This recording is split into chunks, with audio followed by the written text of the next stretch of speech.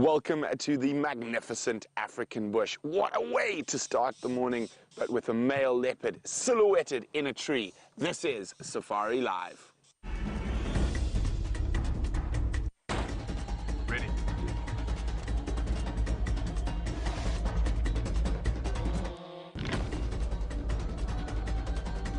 Standing by.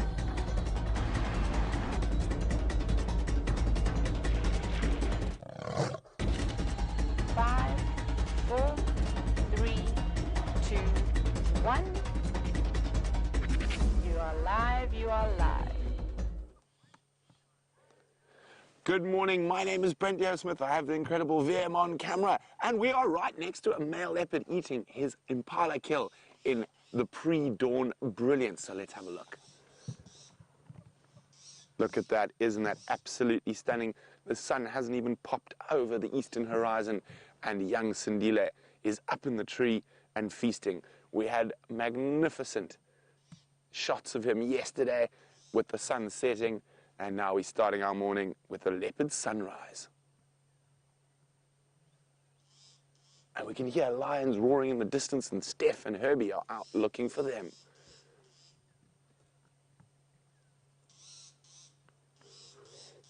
Remember, this is live. We're seeing this at the exact same time as you. Now, if you want to ask me questions about this leopard, you can use the hashtag SafariLive on Twitter, or send me an email, questions@wildearth.tv.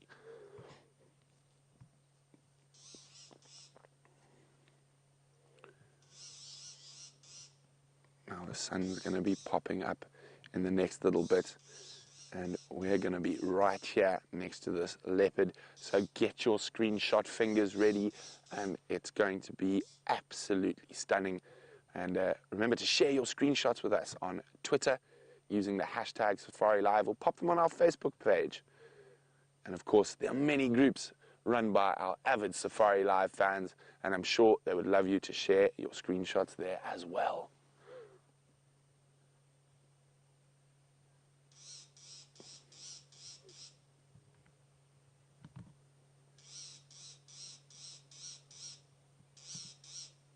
There's a very noisy fork-tailed drongo behind us who's yeah, complaining at mouthful of hair. So at the moment he's busy plucking by the looks of things. Get the hair out of the way. Ramo would like to know, what is he eating? He's eating a yearling impala ram.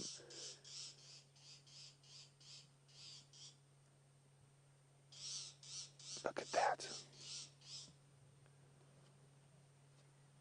So he's eaten more than half of it. I would say he made this kill not last night, but the night before. And we haven't seen him in quite some time, so it's really great to catch up with this leopard. And I'm sure all of you can notice the collar. Now that has been put there by scientists. He's had the most interesting year, young Sindile, after catching a dog that tested positive for rabies. He was taken into quarantine. He's now back in the bush, living wild and free. Isn't that incredible?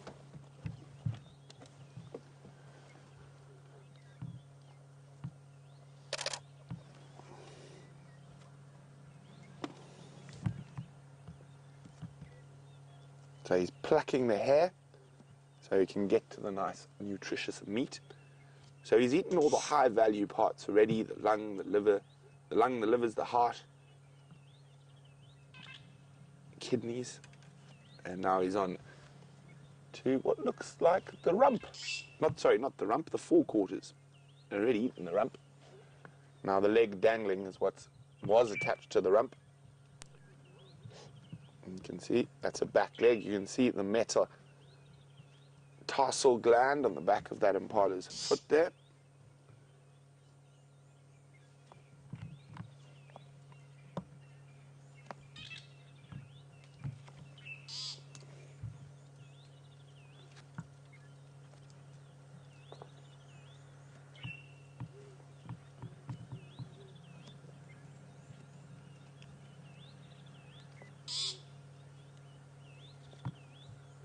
sleepy one would like to know, is this Sindile, the famous quarantined leopard, the myth, the legend?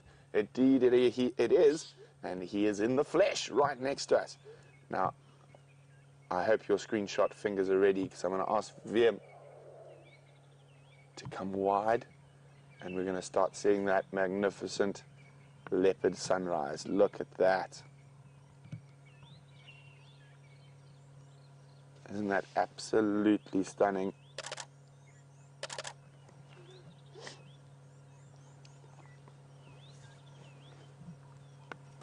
Oh, oh. Now, this is not the most ideal tree, but I think it was the most conveniently close tree. And so far, no hyenas are around, so he's having quite a good time. Hasn't been put under pressure.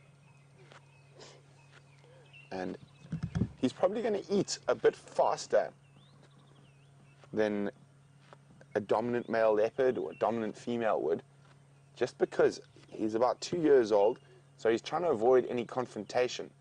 So if Tingana, who's the dominant male leopard, came here, he would have to skedaddle. So he's going to try and eat as much as possible. Oh, what did he drop?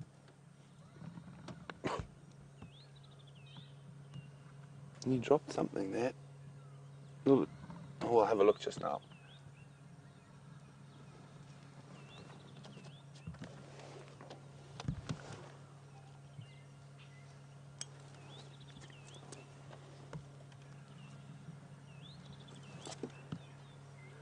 So we're going to sit here, spend the sunrise with young Sindile before we move on, see what other wonders are on Djuma. While we do that, let's go say good morning to Steph.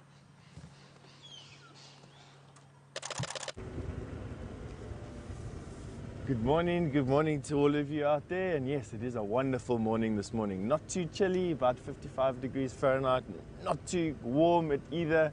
Brilliant sunrise. And you know what? We've been with a male lion for the last 20 minutes, going through pretty thick bush on the Mawati, and we lost him in this elephant holocaust that is this block over here. Every single tree we were at was knocked down. This male lion just weaved his way and left Brian and I for dust. And so now we have to go around to Central and see if we can pick him up on that side of the road. He's been quite vocal this morning. In actual fact, all the lions have been quite vocal the entire night. One of the benefits of having lions camping out to the pan near where your room is that you get to enjoy them the whole night. And that is exactly what's been happening. Just constant roaring, shaking the very windows in your room almost. Anyway, not to worry, we will either find him or we won't. All right, and on that note, and while we cross over here and pick up some speed, and there we go, just to say good morning to you, is the thumb. Enjoy Sindile, we'll have some news for you in a bit.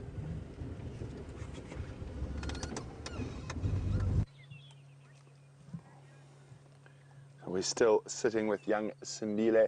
The sun is coming up quite quickly. So there we go, look at that. You can see that gorgeous pre-dawn light with a wonderful silhouette of a male leopard.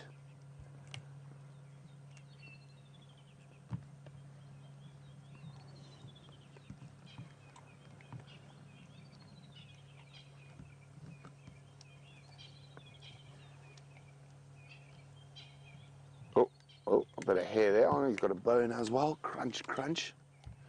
So the smaller bones, a leopard will crunch through to get to the nutrient-rich marrow. The bigger bones, however,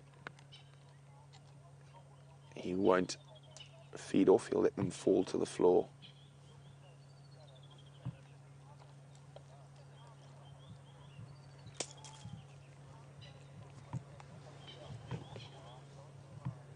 No, I think he's been lucky. I think the hyenas have been kept at bay by all the lion activity that's been happening. A lot of that lion activity has been happening very close to here.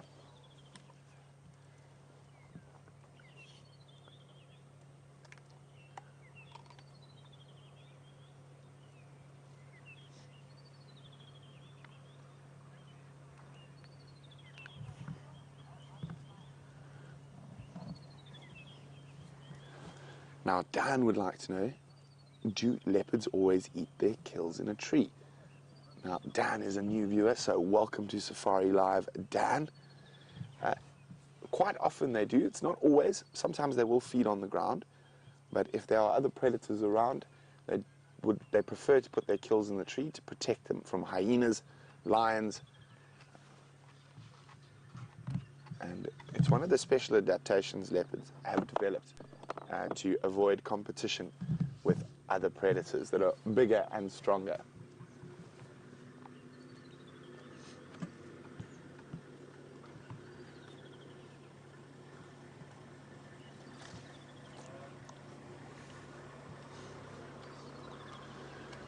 Now, Michael would like to know, is the hoisting of a kill a learnt behavior or an instinctual behavior? I'd say it's an instinctual behavior. Leopards know they can climb from tiny little cubs. So I think it's an instinctual behavior developed over many millennia.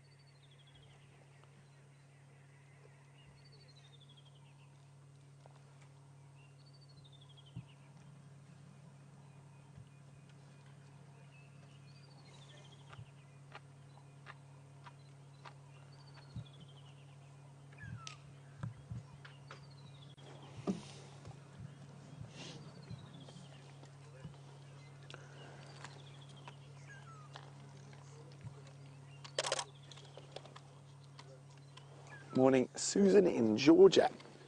Susan says, what would stop another big cat from climbing up a tree and stealing the leopard's kill?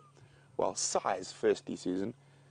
Although this is, as I said, not the most ideal tree. I think a lioness would get up there. Not very elegantly, but she would get up there. Here we go, look at that. The sun's about to pop up. But it's mostly size. They're too heavy and not as nimble. Now, they've evolved to catch bigger prey, whilst the leopards evolved as a solitary animal. So being able to cache food makes more sense, but if you live in a big family group, it's far better to gulp it down as fast as possible.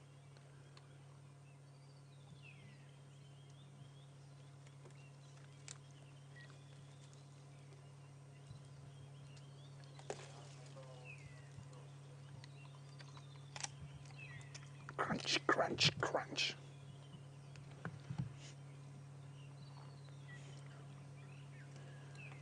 Okay, the sun is just popping up over the horizon.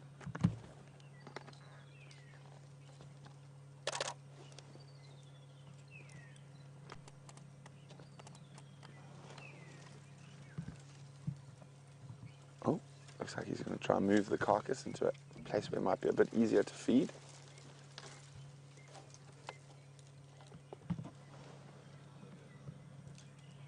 Well, that's not very nice of you.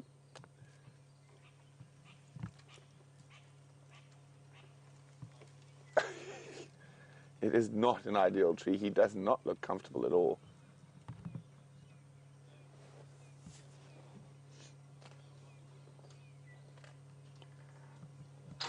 So now we've got the rear view, and look, there we go. Look at that wonderful tail.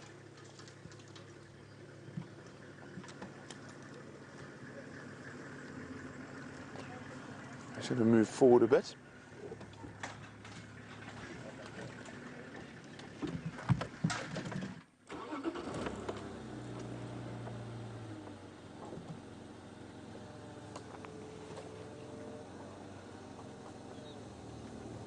Now, of course, young Sindile has moved. Oh, at the very moment I was waiting for that sun to pop up for the perfect silhouette.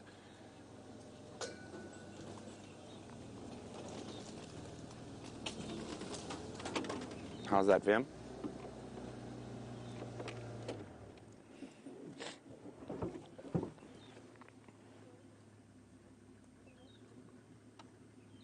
So we will move around to the other side of him once the sun is up.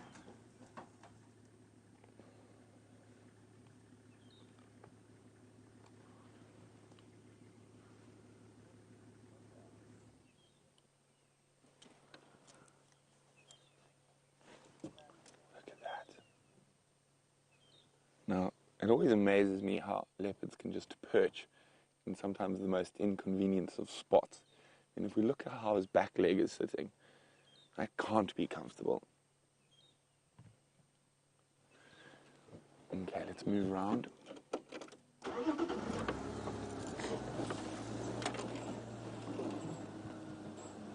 Now, this is the way to start your day. Hey Vim, another tough day in the office for all of us here on Safari Live. Don't know how we do it every day.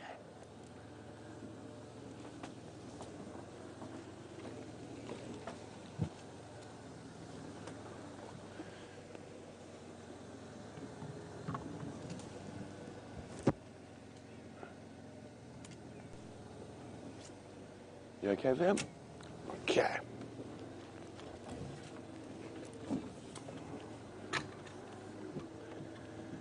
Let's get into spot now.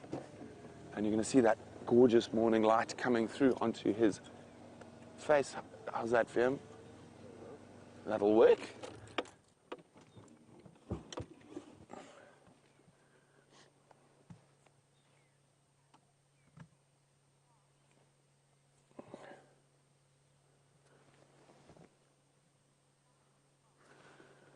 Every time he looks up, I half expect to see a Birmingham boy marching in.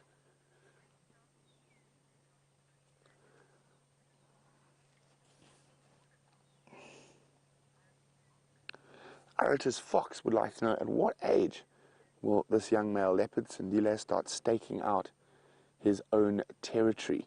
Is it possible he might take a piece of Mvula's territory? Well, he's a long way away from looking for territory yet. He's probably got a good another 3 to 4 years before he's going to be big enough and strong enough to compete with an adult male leopard. And it's very unlikely he's going to stake territory in this area.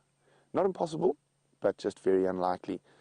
At the moment, the male leopards around here, we're quite thick with male leopards. So we've got Tingana. Mvula is still hanging around, but he doesn't really hold territory at the moment. And then, of course, there's the ghost from the north, Gajima, and Anderson to the west, and Shavambalan in quarantine to the east.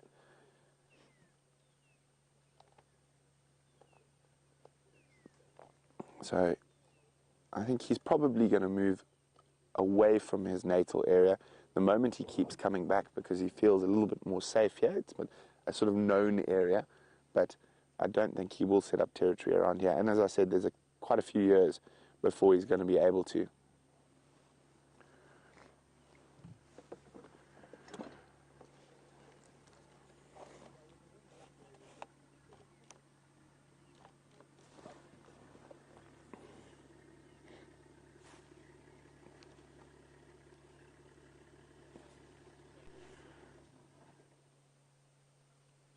Look at that, he's heard something.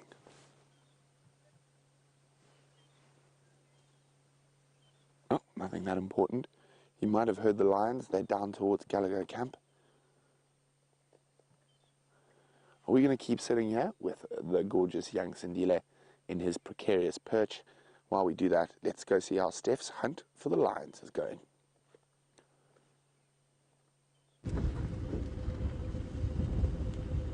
Well, it's taken us a little bit longer to get to where we thought this lion came out. He's definitely not walking and changed direction from the east that he was walking into. And now what we're doing is we're just sort of combing this drainage line on the right-hand side here to see if we can't see him walking on a game path or something. He hasn't roared again. He roared 2 or 3 times in the first couple of minutes of us seeing him and has remained silent since then. But when we did find him this morning, he was intently listening to the east. So something's happening. Either one of his brothers is calling for some help, or some other male lions are encroaching on the territory and he's gone to go and investigate. Entirely possible. He's been, and they've been around Vuyatela for the last, I don't know, week or so, 5 days or 6 days or so. And it wouldn't be surprising if the further reaches of their territory are being encroached upon by other male lions. So my hope is that he comes out on Buffalo's cut line and gives us a look at him before he goes off into the north. And I have a suspicion that he is inside this block here somewhere where the sun is shining off to this area, somewhere here now. The only way we're going to know that is by hearing him. This block singularly is one of the best blocks in the whole of Djuma to walk around in, and it's precisely because you cannot get a car in there that I love going in there. Lots and lots of thickets of trees that the elephant have pushed down, creating barriers everywhere. And it just, and it's quite a big block as well, pretty much stretching from here all the way to Buffelshoek Dam, which is probably 3 miles from here, roundabout. With only a single road through there, Hyena Road, which you can only use, really use in the dry season. Gee whiz. I'm battling a little bit to hear you, Louise. You're going to have to speak a bit louder, or something's happened to my microphone and it's gone soft.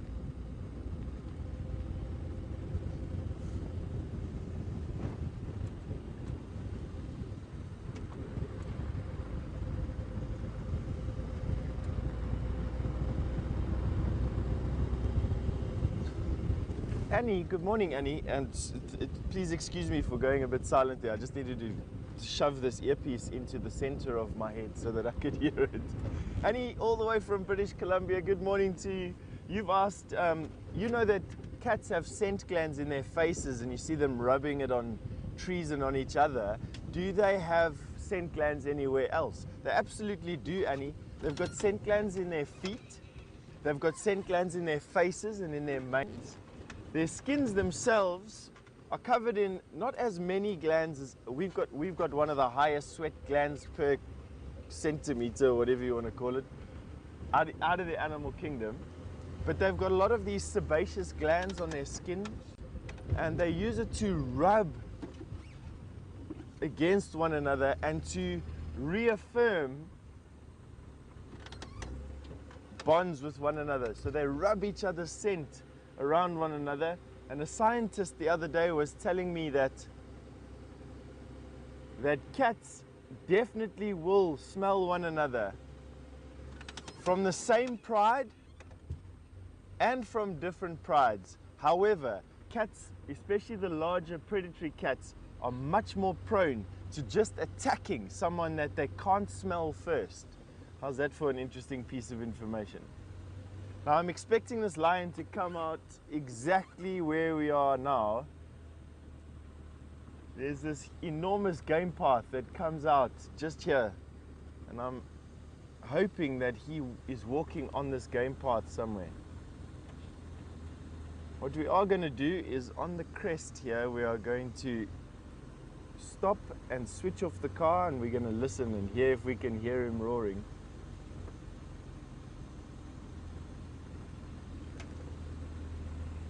And hopefully he roars enough that we can find him again.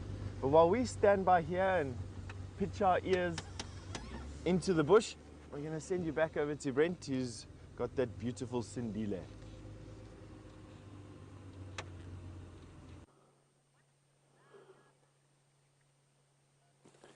So he's still in the same spot in that very precarious perch, munching away. Now, isn't this the way every day should start? With a leopard in a tree? What do you think, Vim? Absolutely, I agree.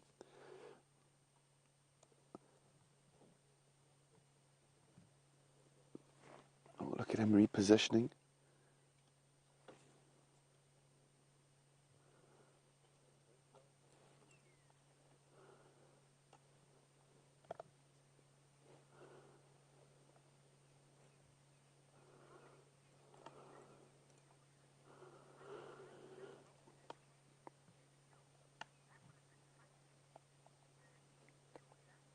Now, Birdie in Georgia says she's surprised that no vultures came to the kill. That would have been fun to see. Indeed it would have, Birdie. I think that would have been absolutely magnificent. He did keep such a good close eye on it, though. So maybe a vulture appeared while we weren't here, and he saw.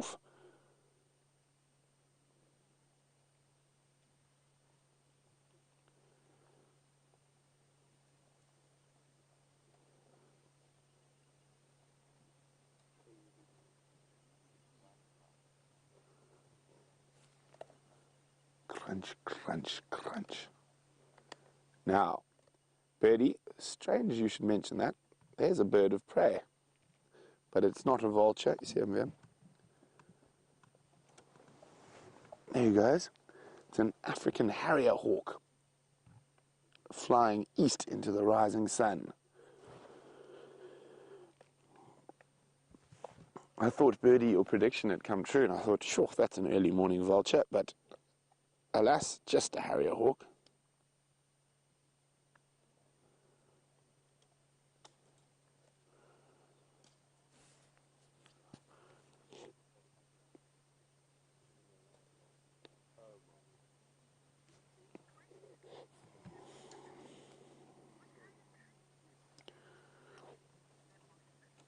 Nemophilist would like to know what kind of tree is Sindile precariously perched in at the moment. It is a red bush willow, Combretum apiculatum, and not the biggest tree and not the most ideal tree to put a kill in, but he seems to be faring quite well, apart from the occasional near drop of his carcass.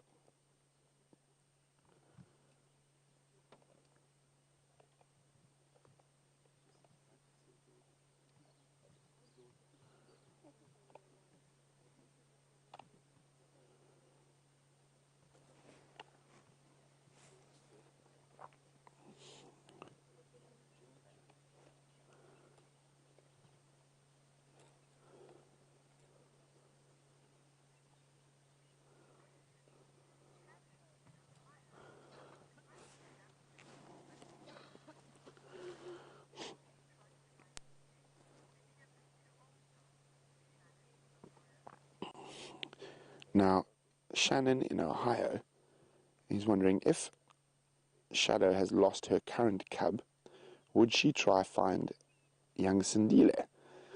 I probably don't think so. I think as he's been away from her for a bit too long, so I think she would probably behave aggressively towards him like we saw her do a couple of months ago.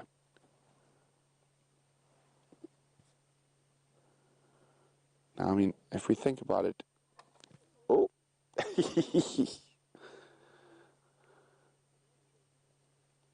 and I mean, if we think about it, he has been away from her for probably close on a year now, so I think it's unlikely that she would show any sort of maternal affection towards him.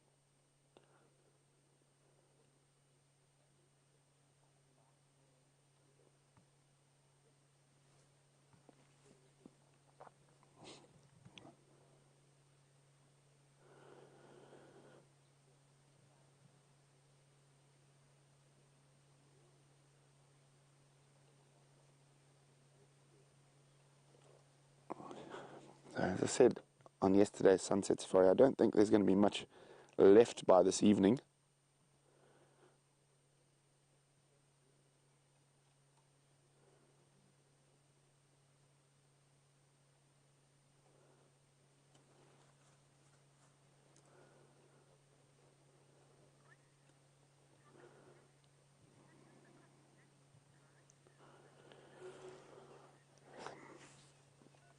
Now, Toxigenics is wondering if we've ever considered using drones to help find animals.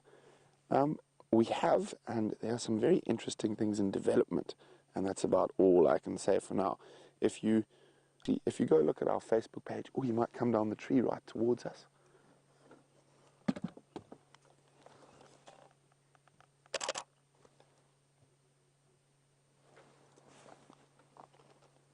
Oh, isn't that beautiful? Look at those eyes.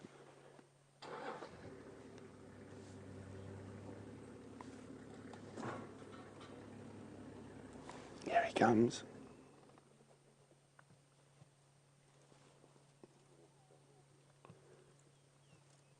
Hello, little horror. Off he goes.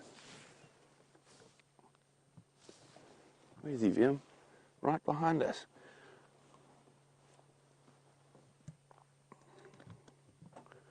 So you can see how close he is behind Vim. Vim's backrest is blocking the view of him. Do you cameraman really need a backrest, Vim? Of course, but it's ruining the shot. It's an invisible leopard. Okay, he's coming back out. There we go.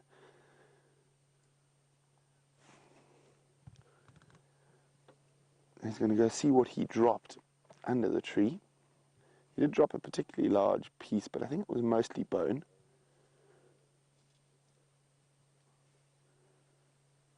Waste not, want not.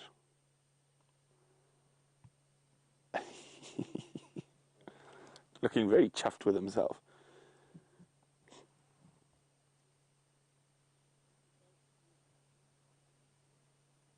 Now, if there had been hyenas around, he's going to stash it right next to Fanuti there.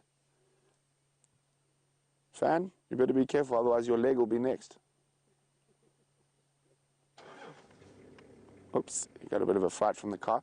Tack's just moving a bit further away from him, so he's a bit more comfortable. There we go.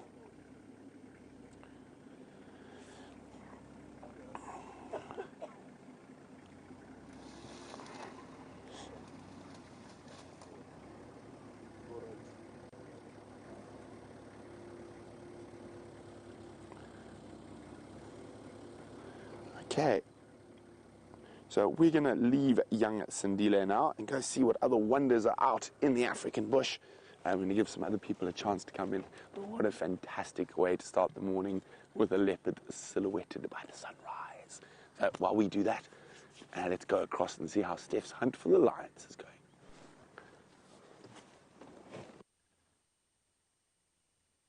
He's roaring. Excuse me not talking right now, but we've got a male lion that is roaring from much further west of where we are now. We're just waiting on this particular road to see if this male lion comes out, and let's see if he answers that roar. I'm hoping that he will. Either that or Brian and I have just gotten so directionless at the moment. We're waiting in completely the wrong way. I doubt it. We are standing almost exactly where he was walking towards, and then using the landmarks that we have. So he hasn't replied, this particular male lion. Now lions, they have this annoying ability to walk in at 90-degree angles to one another. Or not to one another. They have this annoying ability to walk in 90-degree jinks. So they'll walk a little bit and then they'll completely change direction, and walk a little bit and then completely change direction and walk again, and almost walk these funny triangle shapes, really. And I'm doubting highly that this particular male did that. He's either crossed over where we're standing by now, did take us a little bit of time to get here, or he is lying up in the bush somewhere close to us, trying to nurse his sore paw and listening to the roaring around him. That particular roar that we've just heard now from far away, that comes from, if I were to guess, somewhere probably Arethusa maybe, on the other side, little Hoffman's maybe on the other side of our boundary. Just still listening. That's all we're trying to do at the moment. I'm going to give it a few more minutes here, and then Brian and I will troll this road just to make sure that he has or hasn't crossed. And then we'll go look for something else.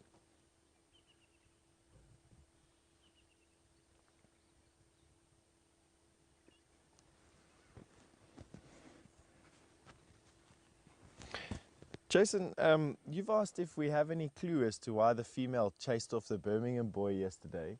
I wasn't in the sighting, Jason, and although we discussed it briefly around the dinner table last night, there wasn't really any conclusion. It was just, Brent just said that it was a fight. It looked like the male perhaps got a little bit close to the female with her cubs and she saw him off.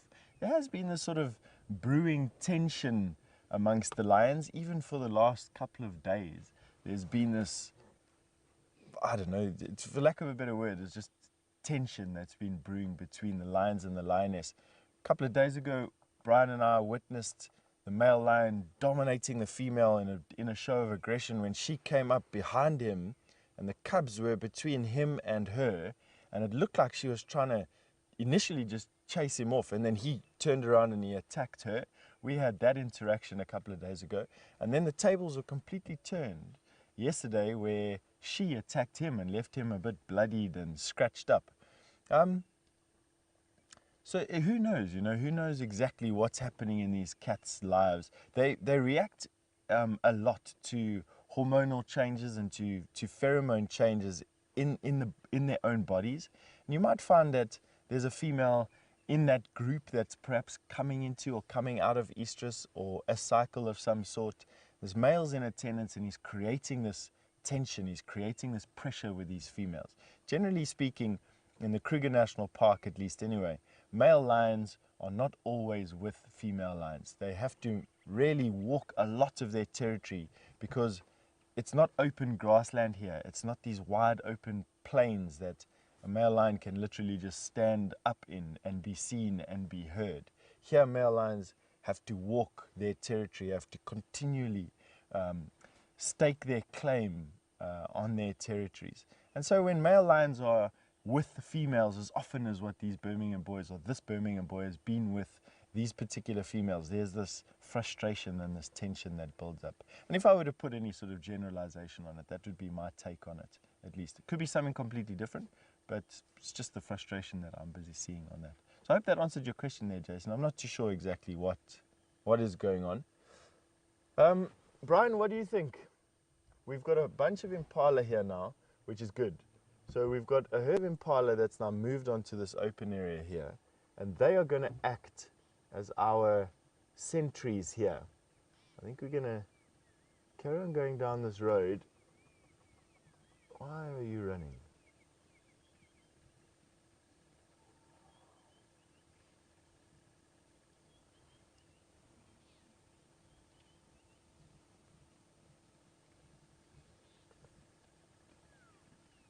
Wow, there's a lot of a massive herd of impala.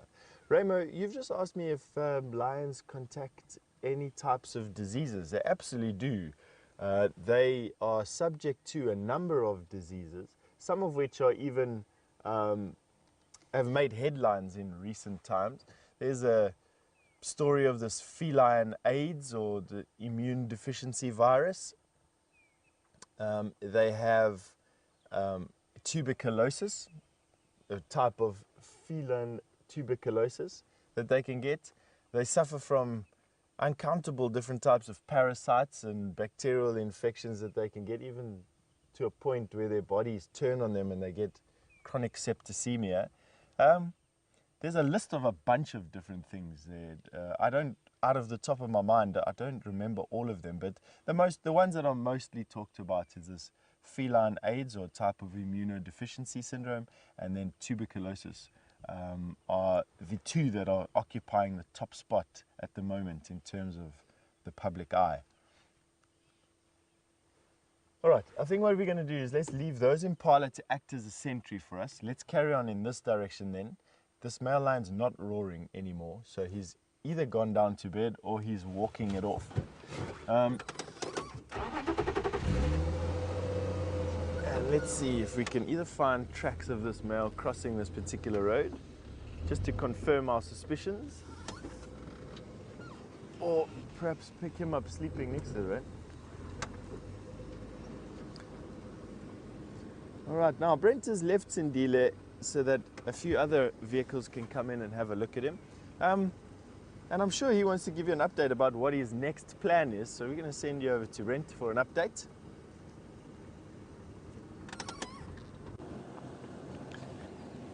So while we were sitting with young Sindile, I heard some elephants towards Sydney's waterhole, and with this glorious morning light, I'm hoping that they're still there and kicking up some dust. So today, from a photography day, we're going to do something different. So, of course, we often sit there with our big lenses and we go in tight. Today is a wide-angle day, so I'm not going to put my big lens on. I'm only going to keep my wide on, and let's see how that goes. So I challenge all of you out there. Of course, VM is going to zoom, but also we're going to try to keep some wide shots and change it up a little bit.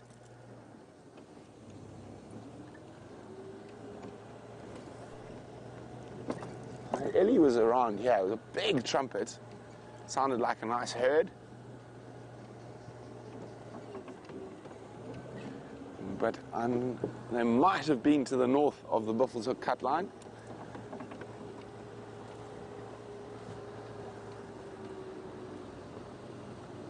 Where are you, elephants?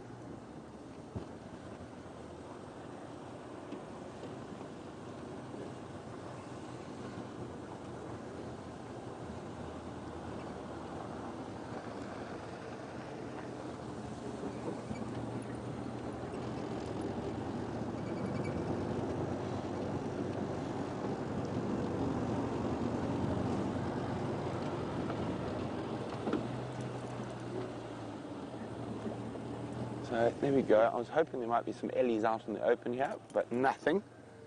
So I'm going to keep moving. Hello, Anna. Anna's in Atlanta. Oh, 1 second, Anna. Copy, thanks, Tux. I was looking for them. I'm coming from Buffelshoek Cutline. So there we go. Those elephants were a little bit further to the west of us. So Tuxon has bumped into them. So let's go have a look. So Anna was wondering if an animal loses an eye or a sense of smell or any other senses, will they either develop or their other senses become stronger, or will they perish at a younger age? Well, it completely depends, Anna. There's many a leopard and lion and hyena that has survived well on one eye, including Queen Karula's mother, the great Safari. She had one eye for a long, long period of her life, and I've seen quite a lot of hyenas with one eye, and they seem to do okay. Now, I would say if you're an antelope, losing an eye or whatnot would definitely cause you to possibly expire at a younger age, and very sad. Lord Nelson, who was a one-eyed, one-horned impala with one ambition, seems to have vanished, so I think he might have expired. So he lost his eye during the rutting season, fighting with other impala. There's Ellies around here somewhere.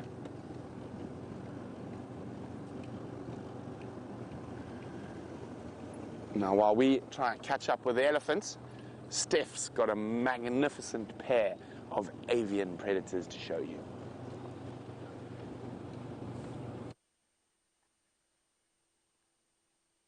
We definitely do have a magnificent pair of avian predators. They are my favorite eagles, a pair of African hawk eagle that you're having a look at there.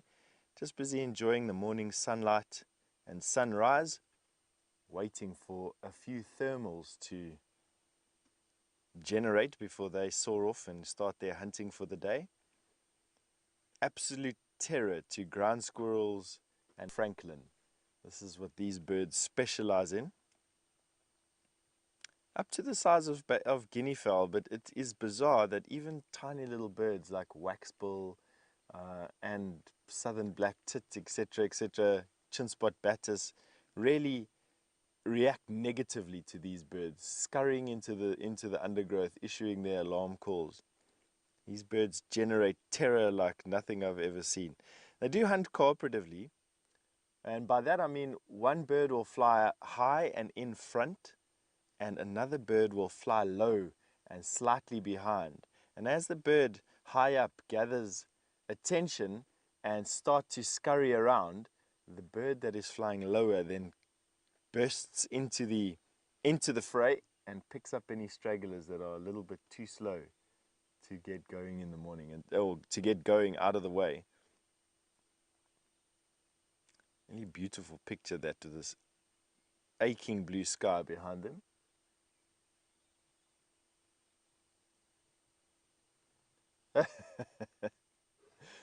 So Lucy, all the way from South Bend in Indiana, good morning. You wanted to know how the squirrel is doing that I adopted. I'm fine, thank you very much, Lucy.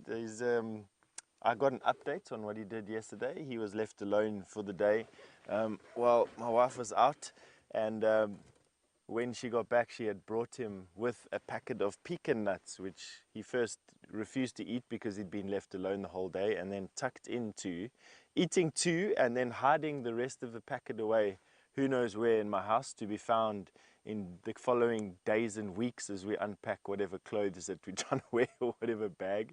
They have this hoarding ability like I've never seen before, and it's quite cute. They scratch open with their feet this way, their front feet, and then they push back whatever they've used to cover with both their feet in this fashion. They don't dig a hole and then push it. They scrape open and push closed. It's just an observation about southern tree squirrels that I've made while having one living in my house. All right.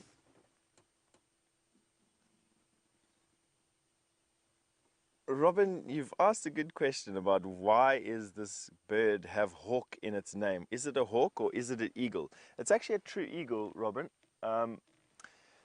It's just called a hawk eagle because of its fashion of flying. They're not that big. They one of the smaller eagles, if not the smallest eagle. I would say that a Wahlberg's eagle is perhaps a little bit bigger, maybe around about the same size. But anyway, back to the point. So they got a very hawk-like appearance, being quite thin and skinny, as you can see there. And then their manner of flying is very hawk-like, this fast flitting between trees, not high soaring that they have. So it's an eagle, a true eagle, but with hawk-like appearance. And that's where they get their name, hawk eagle, from. What might be interesting is, let me have a look here in my bird book about what they say about its African hawk eagle, Aquila spilogaster, plate 71. Aquila is definitely eagle. Let's see here. Let's go to plate 71. Almost there. I'll be with you now. African eagle. Spilogaster means spotted underside.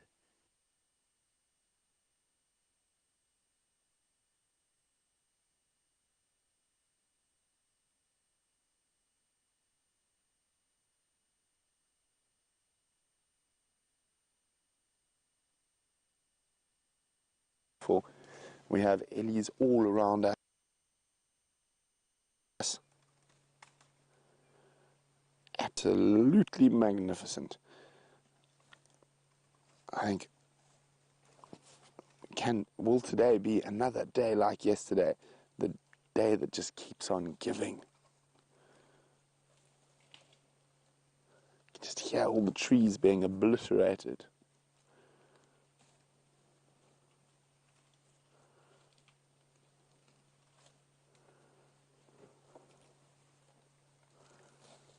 Look at that. Now, there we go. Hello. We have viewers from all over the world, and today, in particular, we have 2 viewers sitting in Sydney who named Ashley and Justin. Well, hello, Ashley and Justin, and that is from your family who are staying at Jumo, who was sharing that leopard sighting with us a little while ago. They just asked if we could say hello to you, so hi. And they said you were watching, and they messaged to say, well, while you're watching on your TV, we're watching and listening to Brent, who is parked right next to him. Oh, there goes a tree.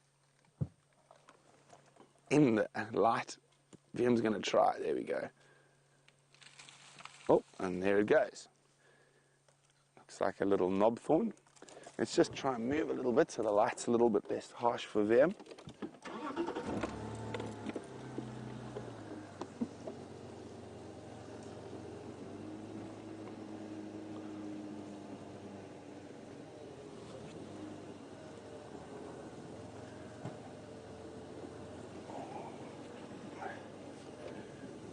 Oh, no, that's not going to work. Let's try forward.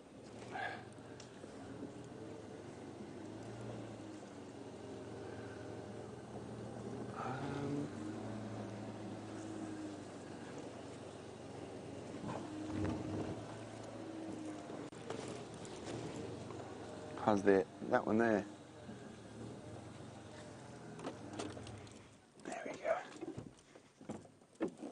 Just love listening to the sounds that a herd of elephants make. And it's not only the breaking of branches and crunching away, it's the scrape of the skin against the thorns. Just so many different noises.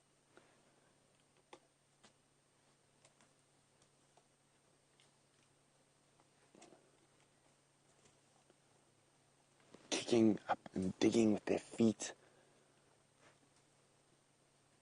You can even hear them breathing.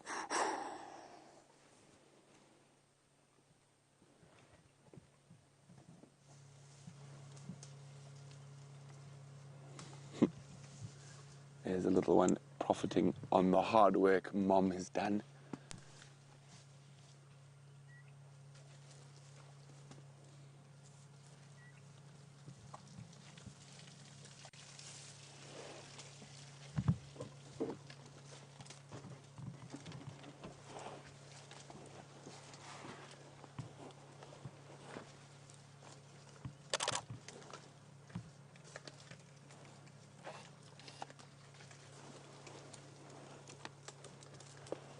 Isn't that just absolutely stunning?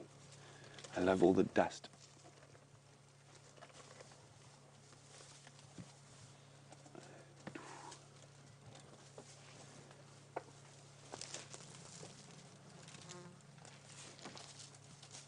Hello, little boy.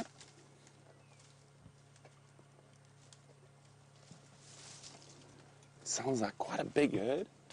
I think we're just on the edge. There's quite a few more ahead of us.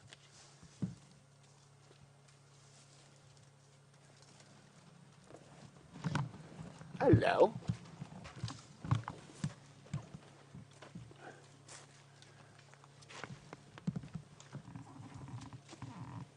That's another lovely big adult elephant cow.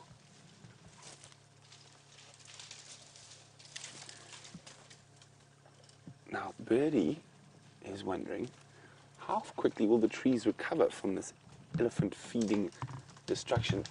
Oh, oh, oh. Mom's busy on the trees today. That's the second one she's nearly pushed over. Well, she's pushed over one. Now, oh, here we go. No, digging again. Birdie, oh, see, I don't consider it destruction. I mean, it's natural behavior from elephants, and it's very important for the bush that they do bash and crash and push things down. It's very good for turning over nutrients in the soil, and you'd be amazed. A little bit of rain, and it recovers incredibly quickly.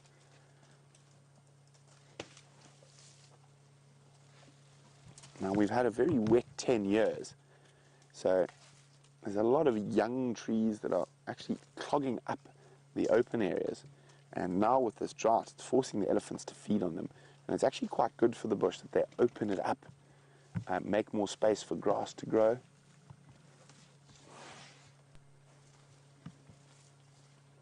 Now, elephants are what we call a keystone species, capable of changing the environment around them.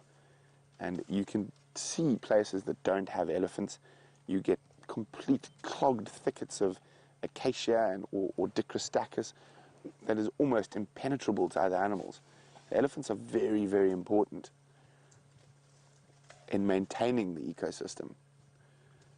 They're nature's gardeners, pruning, plucking, pushing, digging.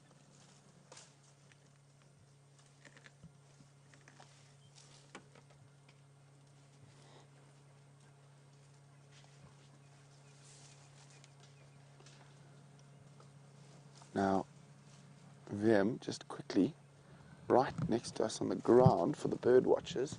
Oh, it's disappearing in there. There you go. There it is. Good morning, rattling testicula. Being quiet for once. Well, while the testiculate disappears away, we're going to sit with these elephants a bit longer, but Steph's got an incredible antelope to show you.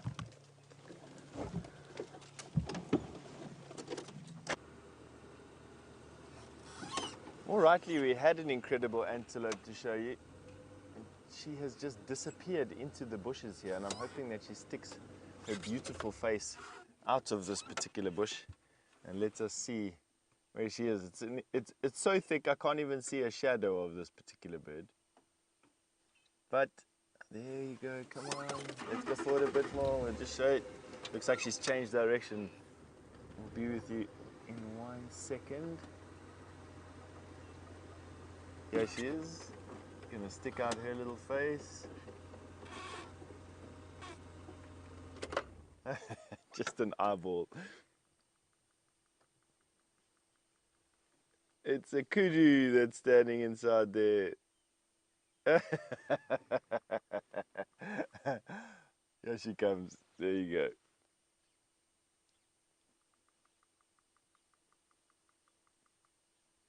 A greater kudu is what we're having a look at there. A female greater kudu.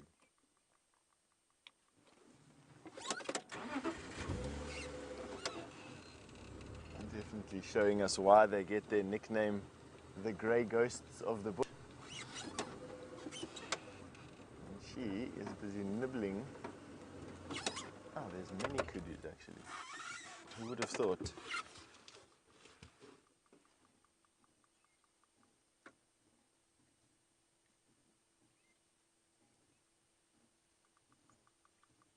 I must be honest, they have to be some of the most graceful antelope that we have out here, and also some of the most majestic. The other day I was asked, what is the best? Well, what are my favorite antelope? And I had to say it was a tie between an oryx, a sable, and a greater kudu male. A three-way tie between the males of all of those particular species. They hold, for me at least, the top spot in terms of most magnificent.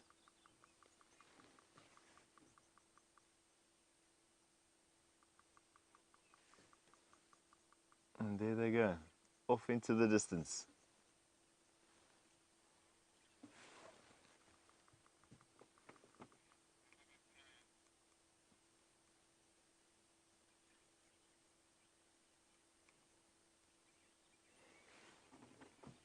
All right, and once leaving these ghosts to fade into the bush, and we're going to send you back to Brent with those fantastic elephants.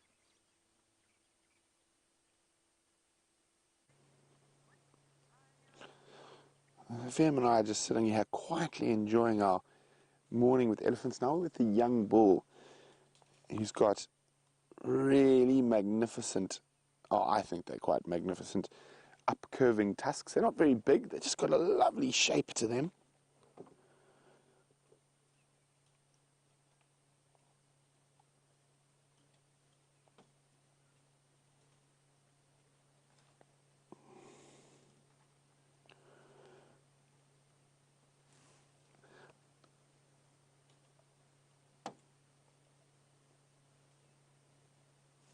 Now, remember I was talking about how the eddies are going to open up some of these impenetrable thickets of young trees. So one of the reasons I moved was not only to look at that beautiful little bull, but you can see this impenetrable thicket of young acacias. Now, if you look deep into it, the eddies are inside it, opening it up.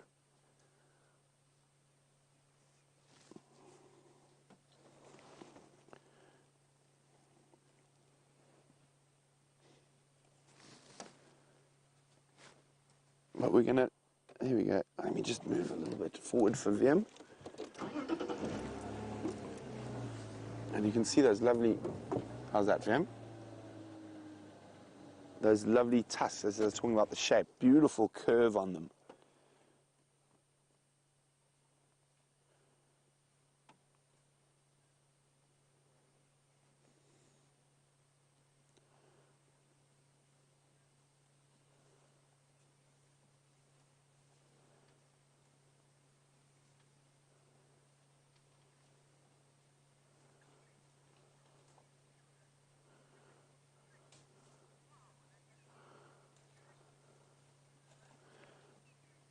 Six String, a new viewer, a huge welcome to Safari Live. And Six String says, wow, that elephant is eating the tree. Indeed they are. That's what they do. So one quite interesting thing about elephant feeding behavior is that during the summer months, when it's not a drought, they normally will eat about 80% of their diet will consist of grass. But during the winter months, that changes and 80% will consist of trees and bushes. This year we've had a drought, so it's probably a bit skewed towards trees and bushes. But those ellies are moving off into the thickets now, so we're going to do the same, see what else we can find.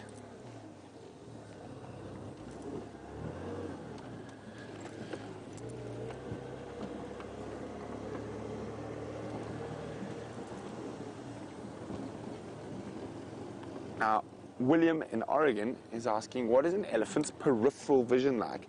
It's okay. It's not terrible. It's not wonderful. They do actually have a lot better vision than people often give them credit for. And just checking through. No, let's keep moving. So I think while Steph and Herbie are searching for those lions, I think Veerman and I are on a leopard mission today. So we're going to meander our way down south, and fingers crossed that Queen Karula was going to make an appearance before Veerman and I go on holiday. So Veerman and I will both be going on leave tomorrow. And we're planning an expedition up to the far-flung northern reaches of the Limpopo province, to an area on the far eastern side of the Soutpansberg Mountains. A very little known area, very good birding, and we're hoping some good animals and some good tiger fishing as well.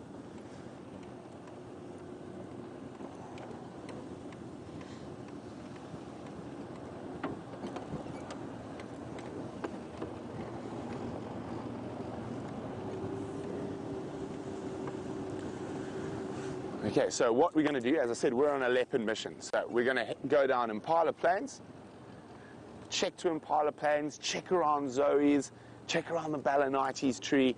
If we get no tracks there, head further south, get onto our southern boundary, and make our way east from there. And I'm hoping that we're going to find tracks of either Shadow or Karula while we do that. So while we go check for leopard tracks, let's go see what Steph is up to.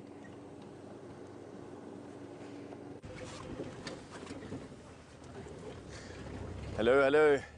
We are just trawling down Central at the moment. I'm not 100% convinced. Actually, let me rephrase it. I'm 100% convinced that this lion is in Buffelshoek. I'm doubting myself. And so what I want to do is just check exactly where we lost this male lion. As I mentioned a bit earlier, these lions have this, when you're tracking these male lions, when you learn how to track male lions, you always got to take into account the fact that they jink at these 90-degree angles. And maybe, just maybe, he's come out of this block. This is where we lost him, in this holocaust of a thicket. We couldn't drive through here anymore, not without either growing wings, replacing myself with Brent Leo Smith, or allowing some hovering capacity in this car to all of a sudden develop. And so we think he's come in this direction, but sometimes they join a road like this and then they just walk along the length of the road. I doubt that, because when we found him this morning, he was just totally focused into the north, just completely 100% focused. And he was roaring a couple of times, and then, as my luck would have it, as soon as we went live, we lost visual of him, as so often happens with me. Nevertheless, I've now come down Central just for that nagging 1 or 2% chance that he may be lying next to the road, and then we'll carry on and we'll go look for something else. Maybe the rest of the pride, actually. That's probably a good enough idea around Gallagher.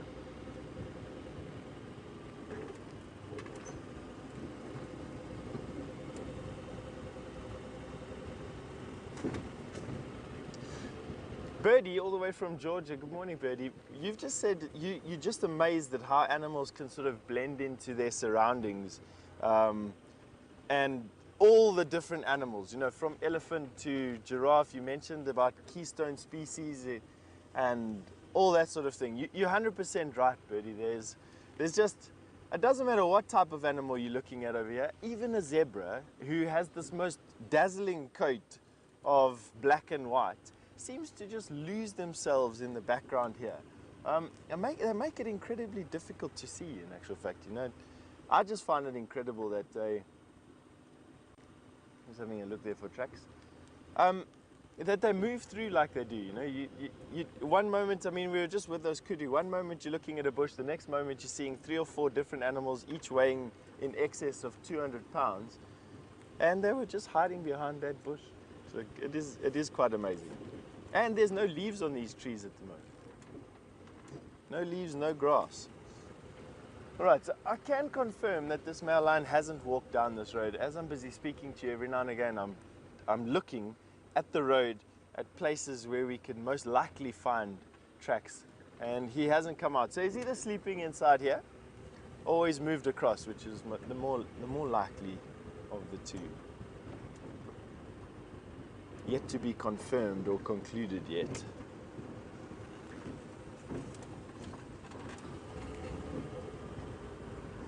Oh, thank you, Dawn.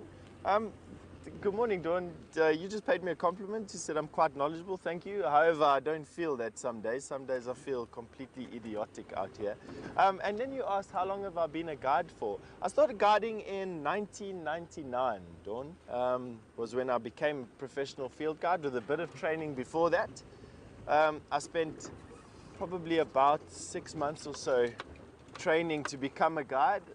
I started at a place called Sabi Sabi, which is just a little bit further south to where we are now, probably about 40 miles or so, in the same game reserve. And been doing it pretty much ever since. What I was born to do, I was lucky enough to find it at a young age. And all by happenstance, really. It was just a trick of fortune, my luck, that I managed to find it so early on. And from the feel of things, I'll probably be in this industry for some time yet. Alrighty, now we are on Nyala Road South, where yesterday afternoon there were around about 60 or 70 elephants that were moving through here. Not a whisper of an elephant right now. I want to go and have a look at Buffelshoek Dam and see if that mud that was so sticky and glutinous yesterday has managed to either be churned up over the course of the evening or is completely dried up. It was to a point yesterday, it was dry to a point yesterday that an elephant picking up some mud and flinging it over their back with their trunk couldn't even elicit a mud to stick to them. It sort of hit them on the head and then rolled off the side rather than sticking to them. They had to kneel in the mud and headbutt and rub themselves in the mud to get covered with anything decent. I'm gonna have a look. There was one left over. The last herd that was in this particular area numbered probably around about 10 or 12 individuals. And if they'd come through, maybe they'd do a little bit more muddying up. We have a herd of Nyala. Let's go forward a little bit, I think. Be a slightly better view, maybe.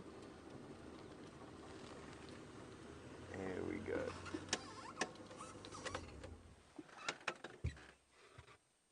A herd of female Nyala or Nyala ewes.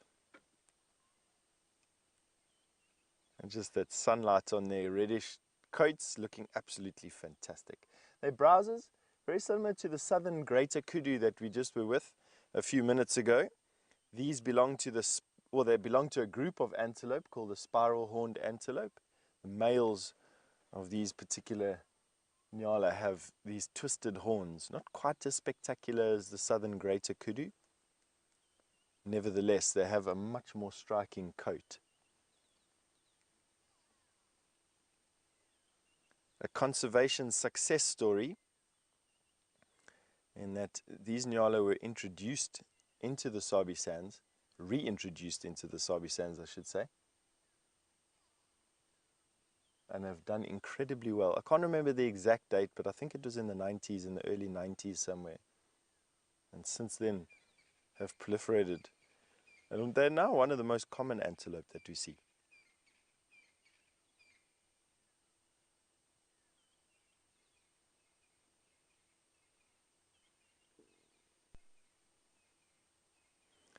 In the distance, I'm hearing the song of the southern ground hornbill as well. So that is good news. They're incredibly rare birds. We're looking at only about 1,500 pairs of bird left in the world, and I'm busy listening in the distance, a couple of miles away, probably about a mile or two away from where I am at the moment, way too far for you to hear on these little microphones that we have that basically just capture the sound in and around the car.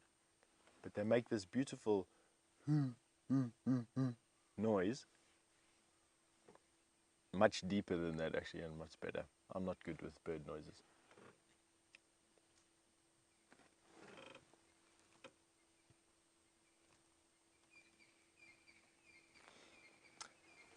And Joey, all the way from Australia, good afternoon to you, Joey. You've asked me what is my favorite species of hornbill in Africa. Wow, that's an interesting question. I'm actually going to have to show you that. I don't actually have a special, thinking about it, Joey, I don't actually have a special hornbill. But what I will do is I will open up my bird book, go to hornbills. I want to say the trumpet's a hornbill. I mean, they're striking, but are they my favorite? No. Yellow-billed hornbill, just because of their charisma, potentially. Crowned hornbill, because I've only really seen one or two of them. No. Southern ground hornbill with their beautiful lashes and the fact that they are so rare. I think I like all hornbills. Let me do that. I like all hornbills. I like the grey hornbill because of their grey colors. They've just got, I'm attracted to the grey color out here in the bush. The yellow-billed hornbill because of their charisma.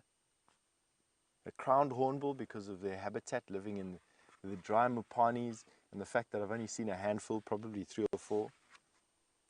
The trumpet or hornbill with their very alarming baby-like cry and their size, their giant size.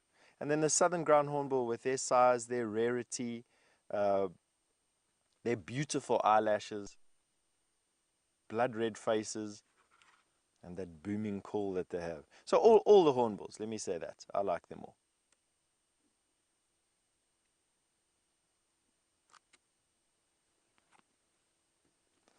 All right, I think let's carry on to Bullshoek. These Nyala ewes have shared their breakfast with us. Thank you, ladies. Have a good day. Try not to get eaten by leopard.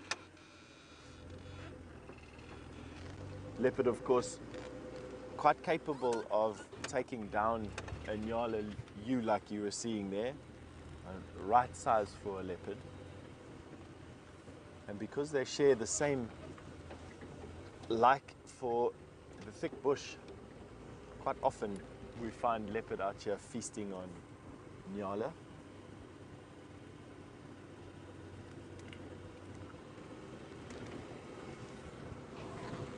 Alrighty. So, onward we go to Buffelshoek Mud Puddle, or what's left of it at least anyway. We might get a little bit of signal shake-up as we go through this dip.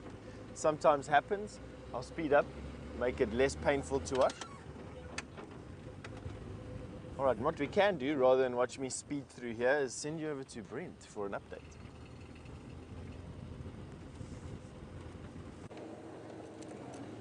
Oh, there's a flock of hardy ibises calling, making noise and heading off to find something to eat.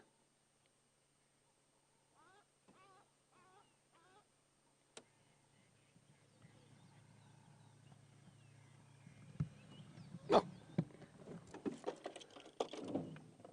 Off they go.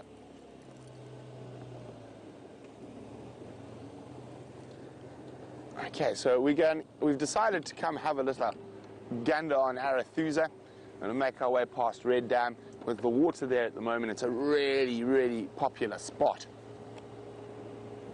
I've also got a report about a leopard who shall not be named. It might cross into Arethusa, so that's a good reason to sort of diddle-daddle around. Let's go down Parallel Road. Now this is one of Shadow's favourite roads, so who knows, maybe our leopard morning is going to be extremely lucky. So I know a lot of you are I'm gonna preempt, are gonna be wondering about Shadow's cub and whether it's alive or not, and the answer is we don't know. And that's one of the other reasons I want to have a quick look through this area. Maybe we'll get lucky.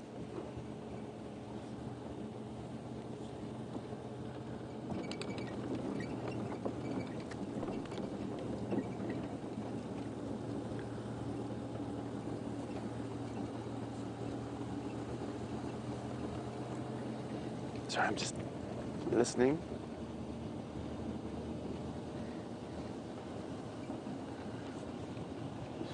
So, Shadow's been pushed a lot at the moment by Salahesh moving in from the west.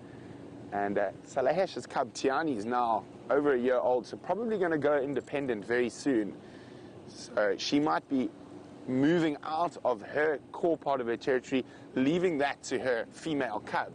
And that's why she's pushing further into Shadow's territory.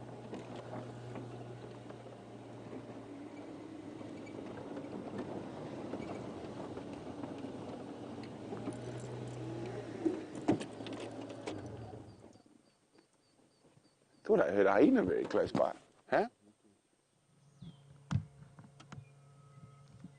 Thought I just heard a hyena whoop just ahead of us. Well, let's get on top and let's see. It'd be nice to see hyenas. I'm not seeing them too much since they moved their den into the Manyaleti.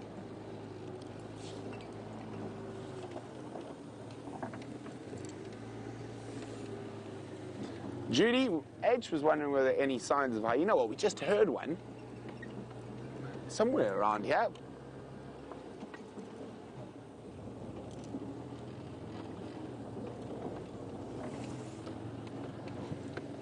I don't know how close it was. It was quite difficult to hear over the engine.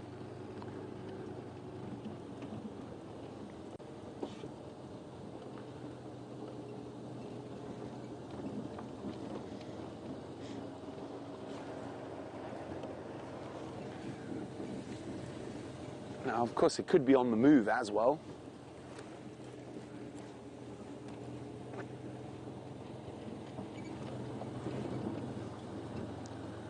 I mean, there's not a cloud in the sky at the moment. And there's a nice, very beautiful sight. And there's a knobthorn in full bloom. So I said today is a wide-angle day. So I'm getting, VM's going to get a nice zoom for you there. You can see the flowers. Now, always a good spot to look for white-bellied sunbirds at the moment. None so far on this tree.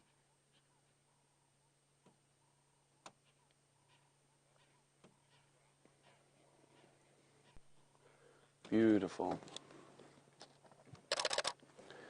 So, wide-angle day.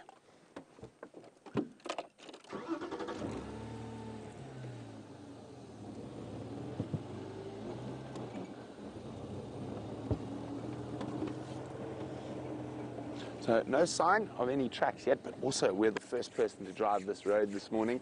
So, and lovely, any tracks we're going to find are fresh and going to let us know what's been happening over the last couple of hours.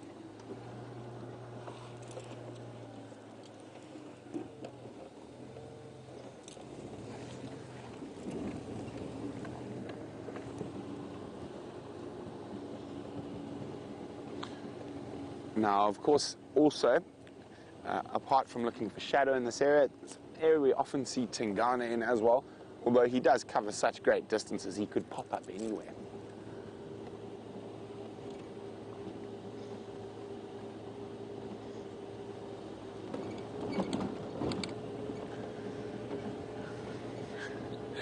Justin would like to know if I had any more cheetah dreams last night. No, I didn't, Justin. I think all dreaming was interrupted by the cacophony of lion noises that went on through the night.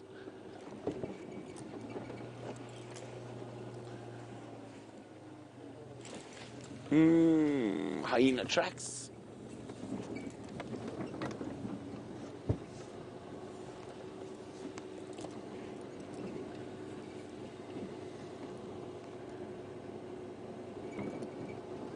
Now,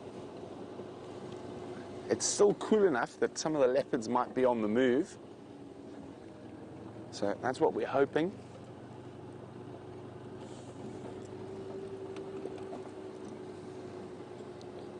Mike, it's open lock.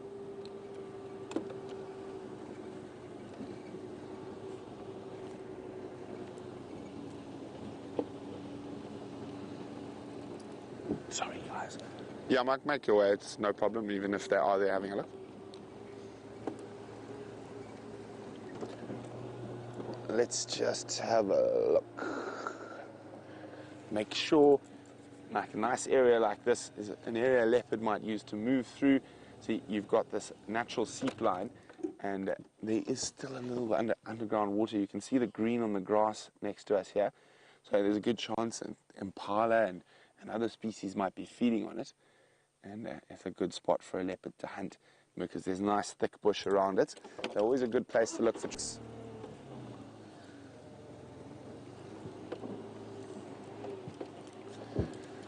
We're going to keep slowly meandering down Parallel Road, hoping to find any sign of leopards. While we do that, let's go see how Steph's doing back north from Djuma.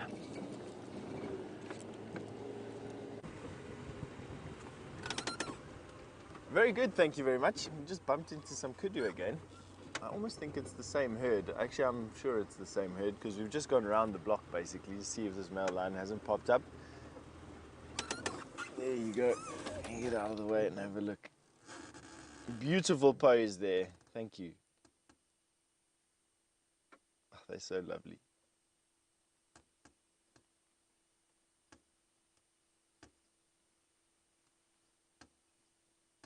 Off they go. Nibble here and a nibble there. You can see the thicket that she's in at the moment. Lifting up her head.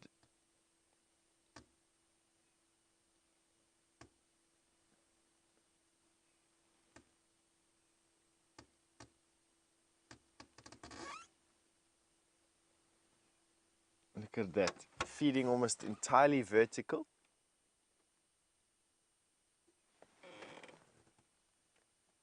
Don't know what tree that is that they're feeding on.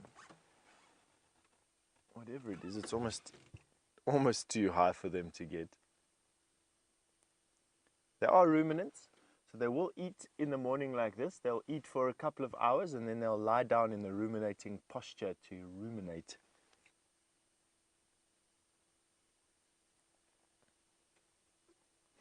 So Shamsung, you've just mentioned that the gemsbok or the oryx is a very beautiful antelope. It is indeed a very beautiful antelope. And you wanted to know if we have it here or in our traverse areas.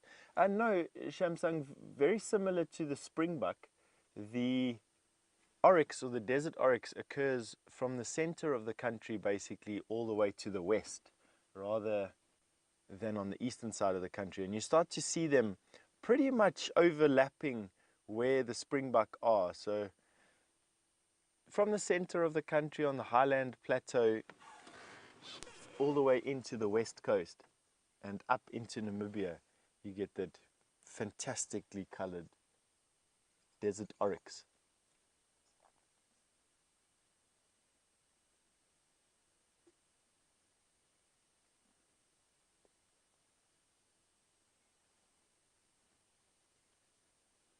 So we have a new viewer, and please forgive me if I get this Twitter handle way, but wrong at least anyway. Beginner Plox, I think, is that it? Beginner Plox. Just want to say welcome aboard, welcome to the Wild Earth family, welcome to the Wild Earth community and to Safari Live. So good luck, and I hope you stick around for a long time. You've asked me what ruminate means. Ruminate is when an animal chews the cud. So they've eaten some food, stored it in a pouch in the beginning part of their tummies. They then regurgitate that food and chew it smaller, and that is called ruminating. When they're lying down and they are doing this bolus into their mouth, chewing it into a finer substance, mixing it with a bit more saliva, and then swallowing it again. What happens is this ball of basically dried leaves or dried grass is denser than the fluid, lighter medium on the top. And as they regurgitate up a piece and they swallow it again, this fluid-filled mass goes over the top basically and into a second pouch, into the main part of the tummy where the digestion of the leaves take place. So if you are close to a farming community, or you've ever seen a cow or a sheep lying on their sides with their head up, that's called the ruminating posture, and it's in that posture that they're regurgitating their grass that they've eaten. I hope that answered your question, and once again, don't stop them coming, keep them coming. Keeps the conversation nice and fresh.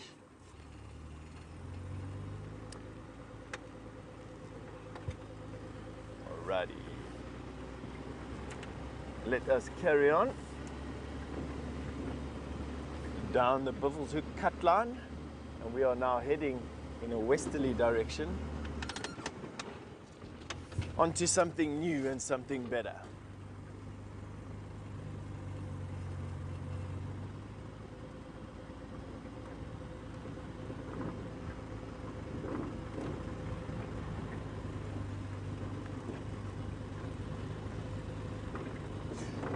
Good morning, Aqua.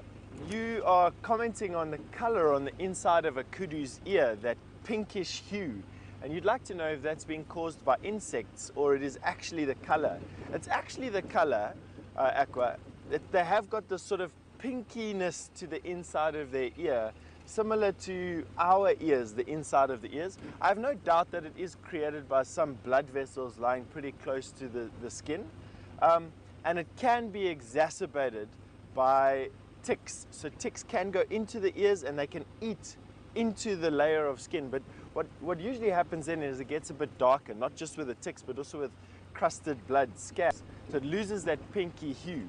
But that pinky color that you saw there, that is absolutely the color on the inside of a kudu's ear, and one of its diagnostic features. You can see there's some smoke lying on the horizon. Looks like a big fire somewhere.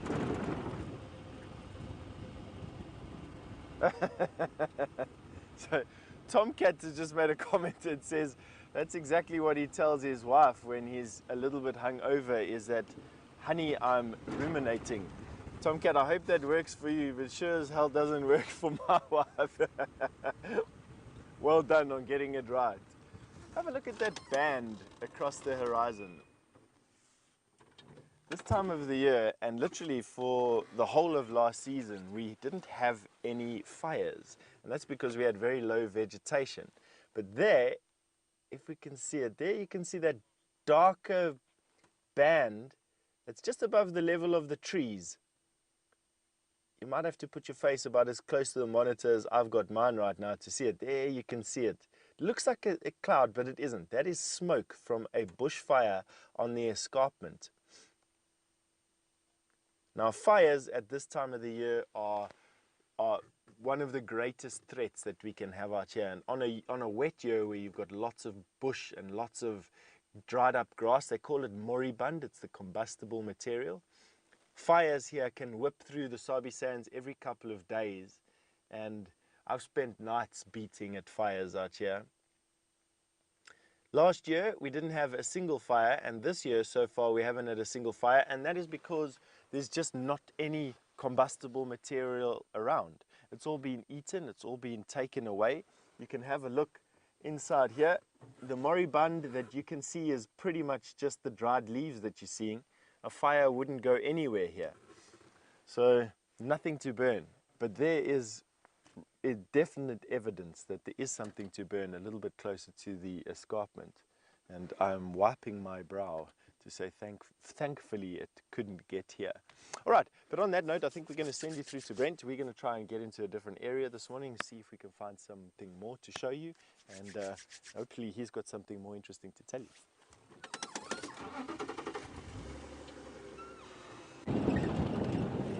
We've changed our plan completely. We actually just switched off for a second to listen, and unfortunately there was quite a lot of noise on the radio, but VM heard it clearly, and I'm going to make the noise and you tell me what animal I'm looking for. Woo, woo, woo, woo.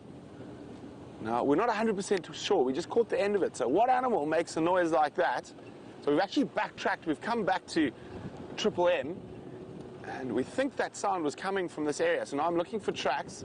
So if you know what animal makes that noise, hashtag SafariLIVE on Twitter, or send an email to questions@wildearth.tv. I'm guessing around here. So we're just going to get up to the top where we can see quite a long way down the road.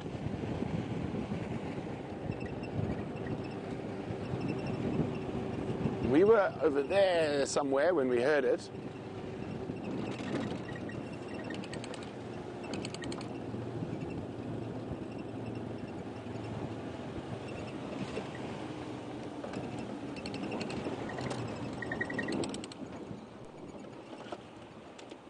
Now that is not what we were looking for, but we'll look at them anyway.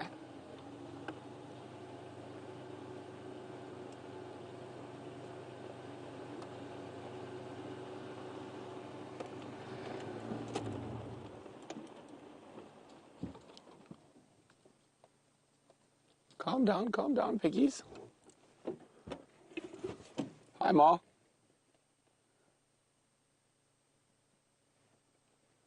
Okay, I'm just keeping quiet so I can listen again.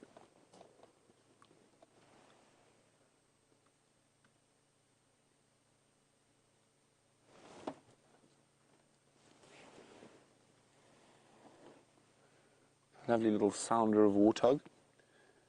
Female with her adult female offspring.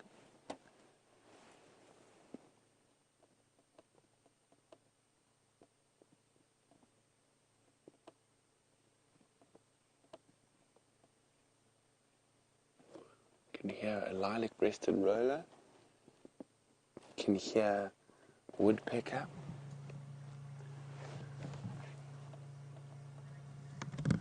Well, Jen, Raisa, and many others, you are spot on. It was the contact call of the African wild dog. Now, I'm sitting here, I can see a long way to the south, and we can also see a long way back to the north. Now, quite often, they sort of pop up behind you. I haven't seen any tracks just yet. So there we go. VM's going to show you how far down the road we can see that way. So we're hedging our bets, being able to see a long way both ways.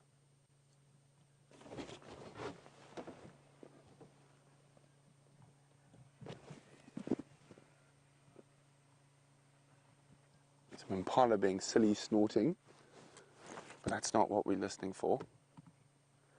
I always have paranoia with wild dogs that they're going to cross behind me.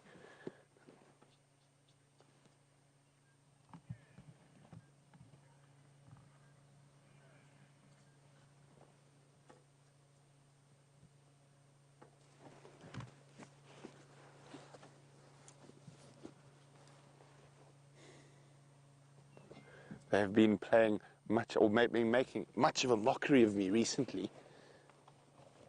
But I've spotted them before drive going to work, and then they managed to disappear before I could catch up with them.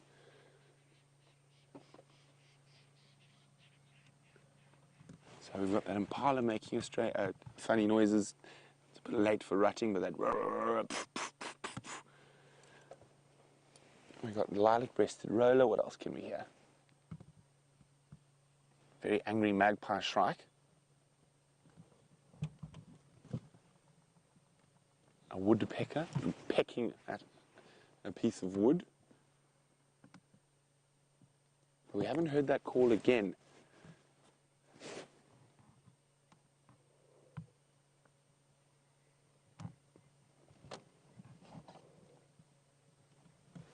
And we're going to sit here for another few minutes before moving on. And while we do that, let's go see what Steph's up to.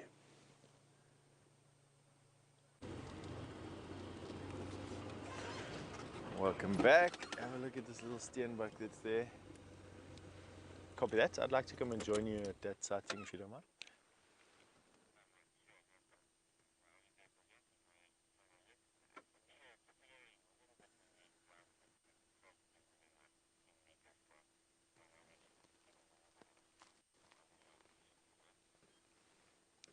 Copy that, will do. All right, so that was a steenbok. Sorry, excuse me for not identifying that to you as we stopped there. I was just busy speaking to Mike on the radio as you came across to us. That was a little steenbok standing quite still. Unusual for them is that they usually dash off at the first sign of you stopping or pointing the camera at them in any particular way. All right, I think what we're going to do is we're going to go and visit young Sindile. That particular sighting hasn't gathered their attention this morning yet. For some or other odd reason, it seems like he's been left to his own devices. One or two people have gone in there after Brent, and then it seems like everyone's left him alone.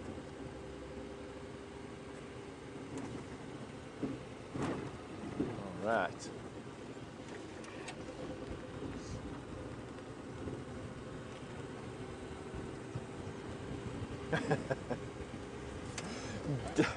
Dina, you've asked if myself and the other presenters get any sore necks from constantly turning around.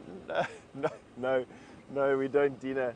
Not really, I don't think. I mean, we're all getting a bit older, and I think the usual aches and pains associated to being strapped to a car that bounces around, is prevalent, but nothing much, nothing more than that. Thanks for asking. All right, getting up to the Sandy Patch Road, which is what I want to go on. There was some elephant here with Brent a little while ago. Maybe they've moved on.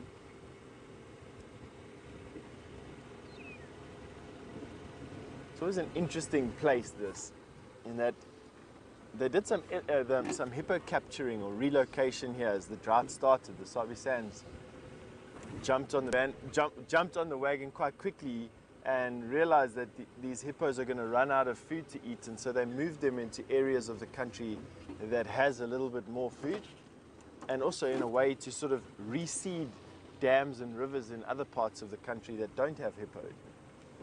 Hippo and man have been in sort of a conflict with one another for centuries, because the arable land next to riverbeds and next to dams is quite often populated by hippo, and hippo are aggressive. They want to eat what they want to eat, and they want to live where they want to live. And it is difficult to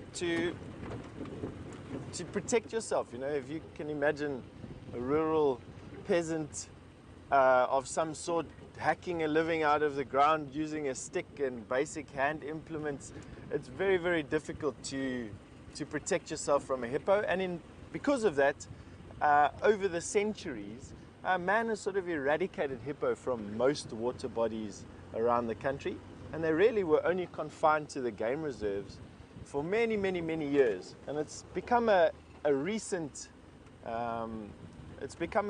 sort of endeavor to basically reseed dams and pans around the country with hippo and spread them away from these nature reserves. I quite enjoy that sort of concept,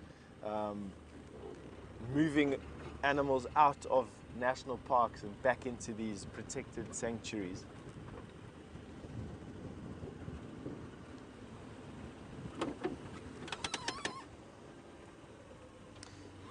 So Carly, welcome to the Wild Earth family and welcome aboard. You're a new viewer and welcome to this community. I'm sure you'll be welcomed with open arms. You've said that you love this stream, and I've just bumped into some elephant. Because I've bumped into some elephant here, I've completely forgotten what you asked me, Carly. Please excuse me. Well, here we go. Ah, yes, you've asked me what is my favorite part of the job. Collie, exactly what you've just seen me do now. Lose my mind because I've come around a corner and there are some elephant in front of me. All right, let me just get hold of Brent. He's desperately trying to get hold of me as well. So you have a look at this elephant. I'm going to be speaking on the radio to Brent. Go with your message, Brent.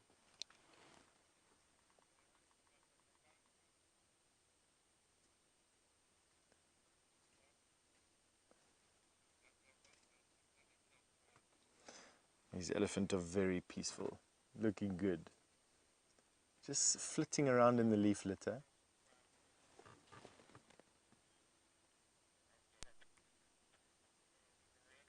Have a look at that foot. The size of a dustbin lid and worn smooth. With all those cracks in the bottom, very, very good trackers can actually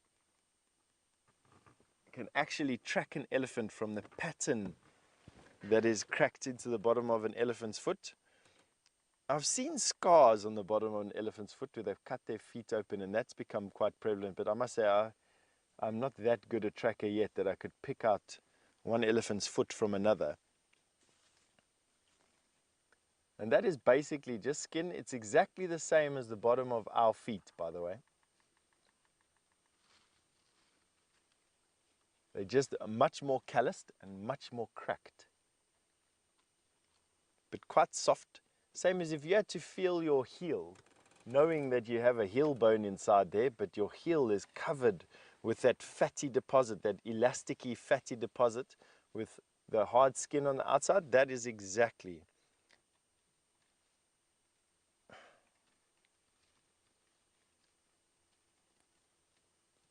Just look at that elephant curling the trunk.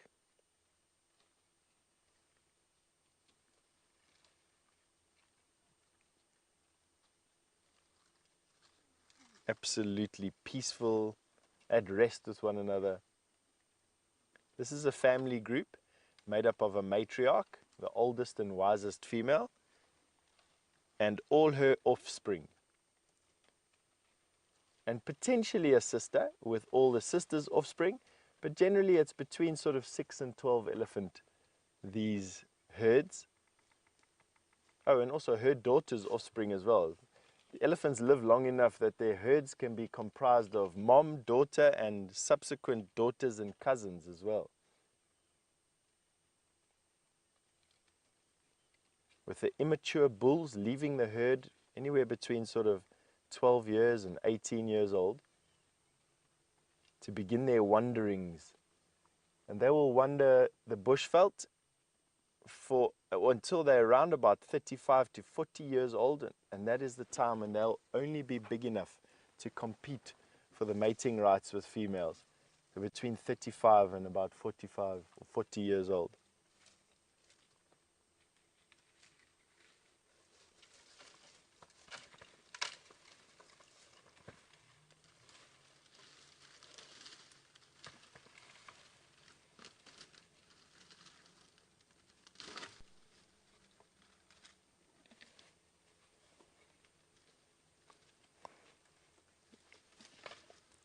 So Belu Rushwin, you've just asked me, why do elephants keep their legs bent from time to time?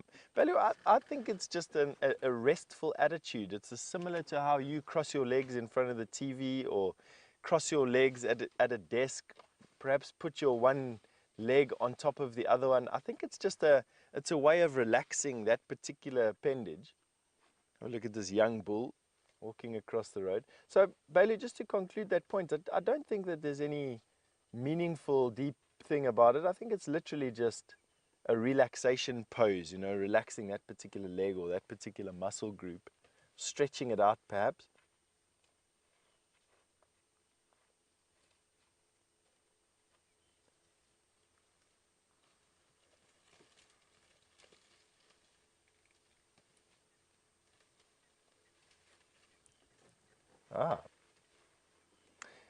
Kurt, all the way from Switzerland, has just sent me a message to say that he is visiting the Kruger National Park next week.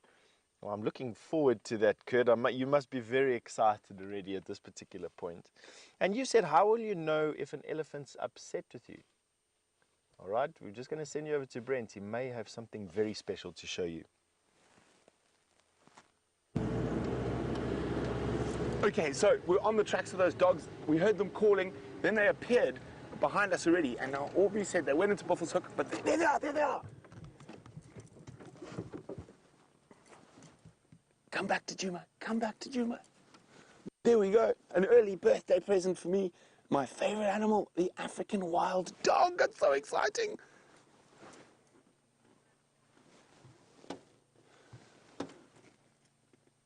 Hello, puppies. Now this looks like the dispersal pack from the Lower Sabi, and I want to see if they're going to den late. So I'm trying to see if the female, where is she? She's up in head. No, she's not looking pregnant. Nkomo Shannon! There we go. They're going back onto Juma. No, they're going down Buffelshoek boundary.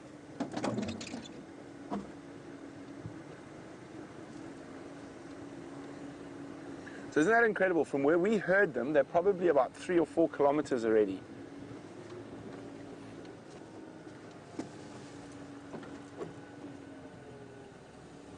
Okay, look, they're going into Juma. Yay!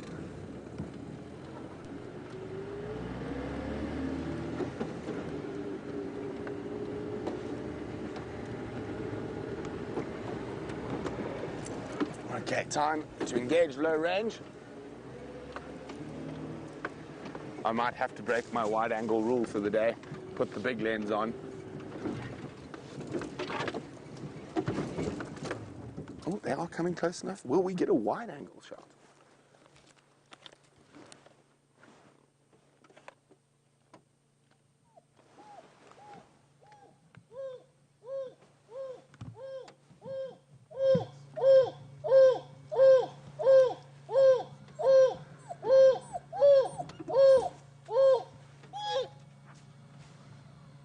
That's what we heard.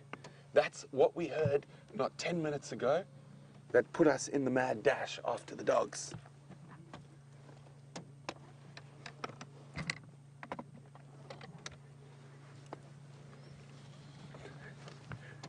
Well, X-Ranger says it sounds like the noise a phone makes when you hang up on someone.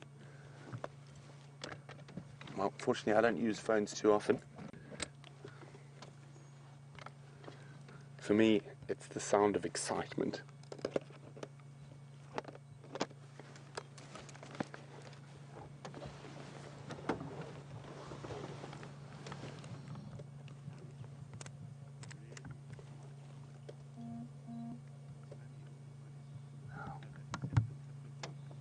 Puppies. Now, maybe it isn't the Lower Sabi. I'm going to have to get some pictures to send to Grant so he can ID for me exactly. Don't go back that way, that's the wrong way.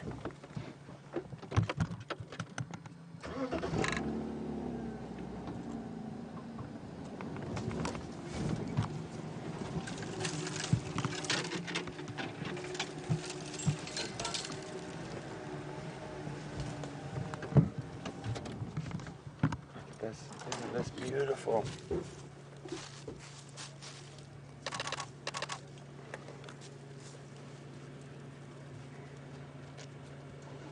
Looks like they're going back towards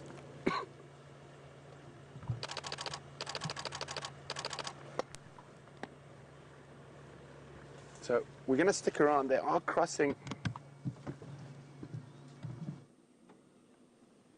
Oh, don't go that way, guys. Okay, hold on. We need to turn around. So we're going to stay with the dogs while we've got the visuals. We're not going to, if they keep going that way, we're going to lose visuals. So let's get the last visuals of them. But they are zigzagging and going up and down. Let's get a last visual there.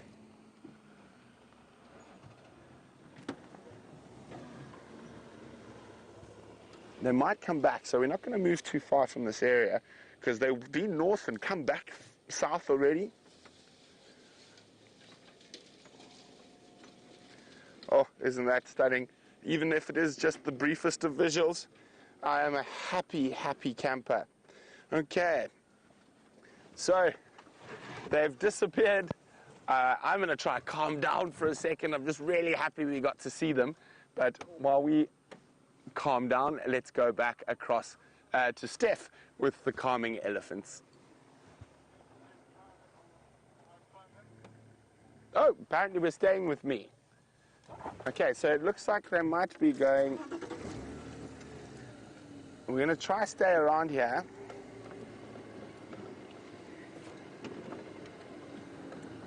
They might come back south.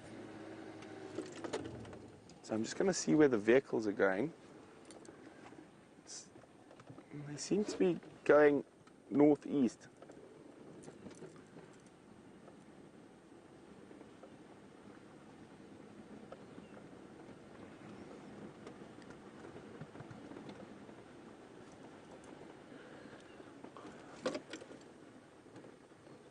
Okay. Now, we're just going to sit here.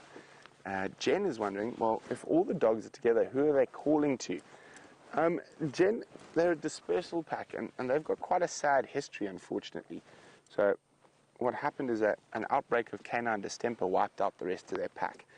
So they could still be calling for the members that are already dead. They could be looking for new pack members. So the one thing about being 3 survivors from a big pack like that, they're almost certainly related. So they're going to need to find, probably, just judging that the fact that there are 2 males and 1 female, they're going to have to find an unrelated male or 2 unrelated males to form a new alpha pair. So that's what they're calling for more than likely. And I've got some really interesting news. I went to see my friends Tristan and Ali last night, and there are 2 males that have dispersed from the Sands pack. So hopefully, if we're really lucky, that those 2 will meet up. And they weren't far from here last night, so maybe that's who they're calling for. Maybe these weren't the dogs we heard calling. Maybe it was the dispersal guys. So I think I might meander back that way and see if maybe those 2 males are coming. Wouldn't that be incredible to have a 3rd pack of wild dogs here? It would be absolutely amazing. And just hope they decide this is the spot to hang out in and den. I'm just listening to where the cars are going.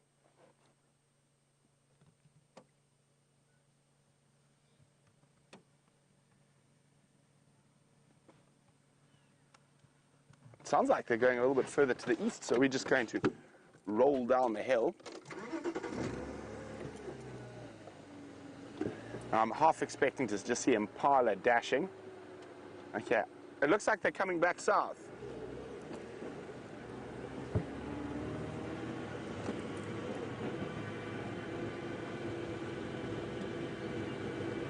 So Ellen in Arkansas has noticed that that wild dog put its head to the ground when it's calling. So in the exact same way as a hyena does to try and project that sound further.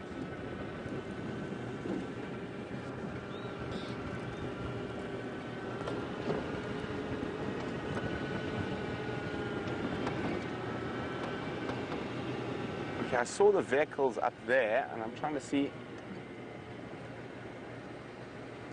if they're coming back down.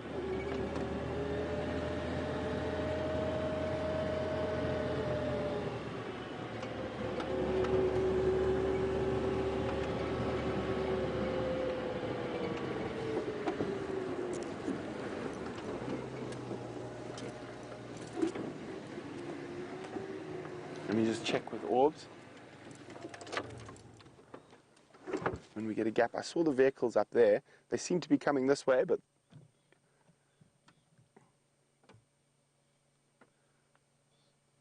I'm just listening carefully.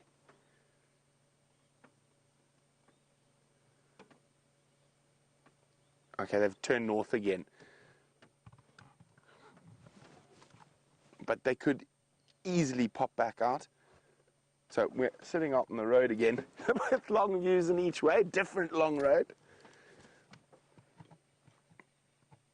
And listening to the cars with great jealousy as they crash after the wild dogs.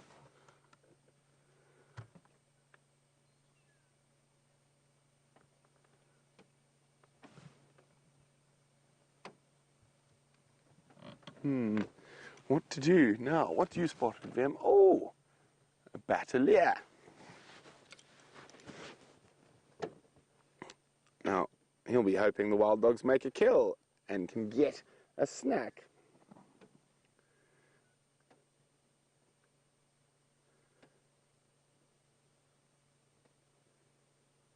So I can still hear the vehicles.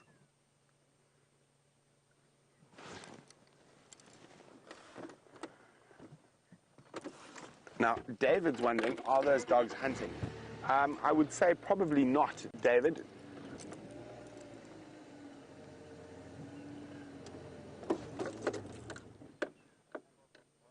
I'm just listening, sorry.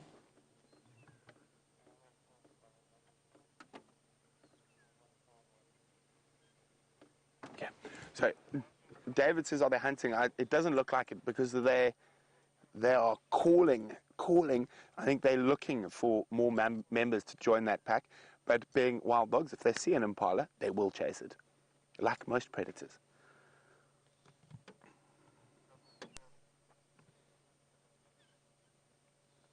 Okay, they're going back slightly to the west, but unfortunately not where we can see it.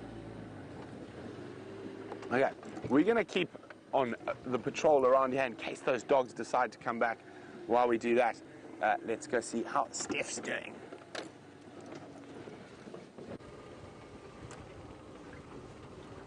Painted wolf that you're stolen away from. Isn't that fantastic that we got to see them, hey? Days like this, I tell you, it's been such a phenomenal last few days here, and it's such a typical example of this dry season, animals just coming in from everywhere to sort of be around. The antelope are coming in for water, predators are coming in for food, and then on top of it you get one of Africa's rarest large carnivores, the African wild dog, to share with. And of course, Brent's incitement and enthusiasm for it. For me, I'd rather choose to stay at a more sedate pace and look for the smaller, more scurrying creatures. Now, we're trying to find where Sindile has his kill in a tree.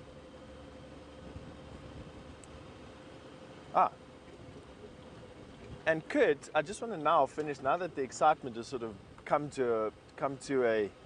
is subsided a bit, so I just want to finish my my pointers for you visiting the Kruger National Park. And you're worried about elephant. You're worried about how do you tell that an elephant is cross with you. Well, Kurt, the first thing is always give elephant right of way. So when you can see them walking down the road, let them walk down the road. If you see them wanting to cross from left to right or from right to left, once again, that is what you must let them do. Don't get in their way, basically. That's the rule number one when dealing with elephants. Other than that, a very upright posture. So head up, ears out, and bearing down on you. You want to try and avoid situations like that. And the easiest way to do that is, of course, just to create distance. So if you're ever in a situation where an elephant is trying to bear down on you, it just feels like they're trying to assert dominance over you, ears out, head up, that is exactly what you need to do, is listen to that and create distance. Elephant usually calm down, I would say, 99% of the time. All right, now, excuse me breaking off from that, Kurt. I'll get back to you in a second, but somewhere around here we have a leopard. And I'm just trying to... Oh, okay. I've got the kill. I haven't been in the sighting just yet, so I can see the kill is in the tree in front of us. And obviously doesn't have a leopard attached to it. So last time he was here, he was eating a piece. Oh, there he is. Just straight there. Straight through. So Brian is... Oh, okay, I've got him. All right. So we've got him. He's lying in the shade just to the side of the kill. So let's go there. Well done, Mr. Brian. Spotted his unmistakable silhouette in the shade of the tree. All right, lying in that Such typical pose, that relaxed on the side cat pose. We're going to see if we can get you into a nice place to view him without looking at the back of his head.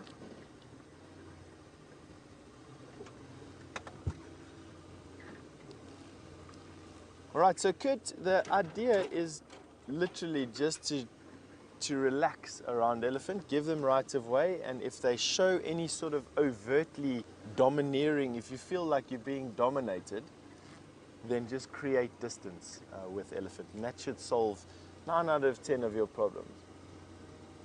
Alright. We're just going to go around to where he's lying at the moment.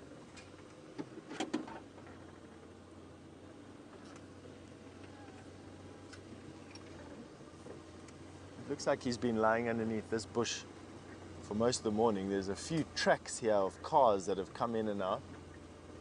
I don't want to let him get scared. Yesterday when I was looking at him from the final control, you're going to be okay here, Mr. Brian. Let's see if I can thread your camera through here and the aerial. All good. Yesterday when I was looking at his reactions from the final control, he seemed like he was a little bit on edge with vehicles and with people, and no wonder. I think he's warranted as having full right to dislike people.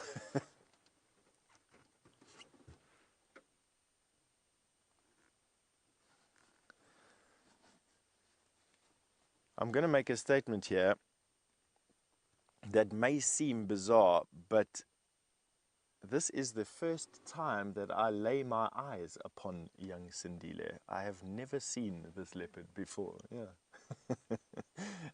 Not in all the time that we had all those beautiful visuals of him and James creating that almost, that bond with him, basically. I don't know how else to put it. Not in any of that time was I lucky enough to see Sindile. This is the first time that I'm laying my own eyes on him, and he is actually a beautiful cat. He's well proportioned, he's well muscled. I agree with Brent, I quite enjoy the color of his coat. He's got this history that we now know about him, and that endears him to us, or to me at least anyway. But Justin, you've asked me how much does an adult leopard weigh. Now, they're very variable in their weight, Justin. And the reason for that is because they're so highly adaptable. They fill niches literally from the borders of our towns and our cities even. Pretoria and Nelspruit are frequently visited by leopard. Leopard also inhabit mountainous regions and all the way into the jungles in Central Africa. And they get bigger the more tropical the area gets, and I think it's just because of the prey availability. So in places like the Sabi Sands here, going into Botswana and in Zambia, you find the heaviest leopard. With the heaviest leopard ever measured at around about 110 kilograms, which is about 220, 230 pounds. With the heaviest leopard in the Sabi Sand ever measured at about 90 kilograms or 95 kilograms. Brent knows the exact weight, but it's somewhere around the 90 kilograms, which is heavy, which is about 180 pounds, somewhere around there, 190 pounds. So decent sized animal. He is probably in the region of about 50 kilograms, I would say. He definitely isn't as big as what he's going to be one day, barring any further mishap. And for those who are just joining us this morning, for those new viewers that have just joined us this morning, this particular leopard was caught and collared after being bitten by a rabid dog, a rabid domestic dog. And he was quarantined for about 9 months while he was undergoing some medical treatment and also just making 100% sure that he wasn't infected with the rabies virus. 2 reasons for that. One is because we were compelled to help this young guy, and two is you don't want an animal that is habituated to vehicles like this being set free where the potential for human-animal interaction is high. We wanted to make 100% sure that this animal wasn't going to create a threat to human life, and so that's why he was quarantined for all that time. He was then released where he was caught, and contrary to popular belief, instead of dispersing very, very far, which is the norm, he basically traveled, I don't know, 40, 50 miles away from where we are now, and then came back and is now with a fresh kill, literally a mile or two from where he was born. And is a bit of an enigma to the local scientists.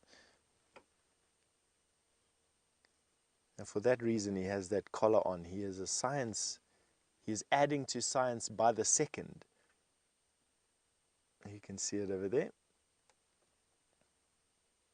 Many, many animals get collared. It's a practice that has been happening for decades and with little to no effect to this animal's health and well-being whatsoever.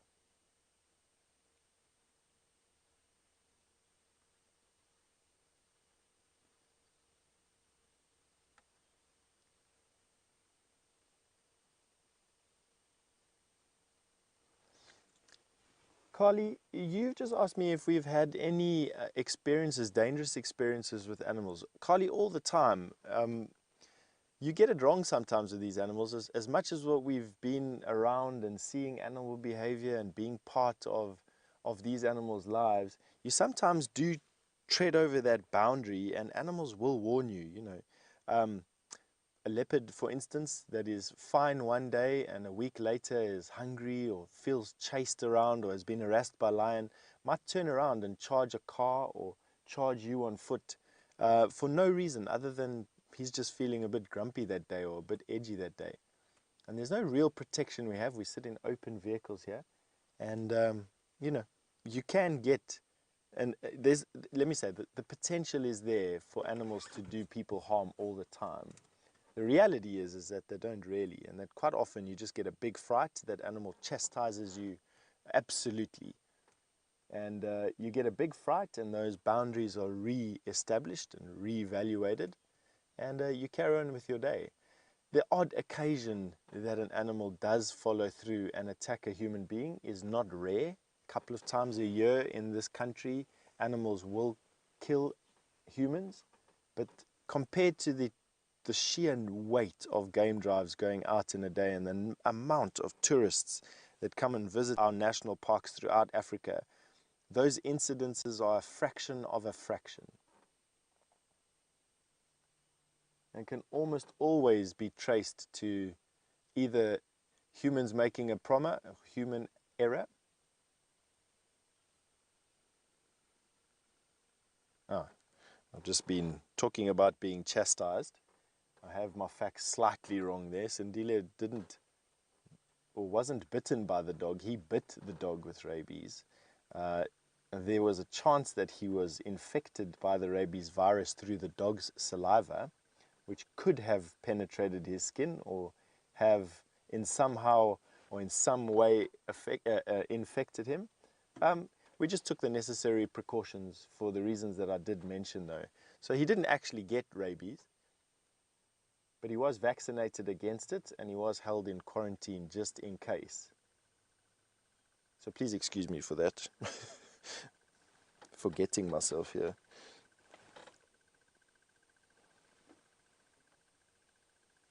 Right, and while we're watching him relax in the shade with his impala full, or his belly full of impala, Brent, I'm sure, has an update for you on what's happened with those dogs.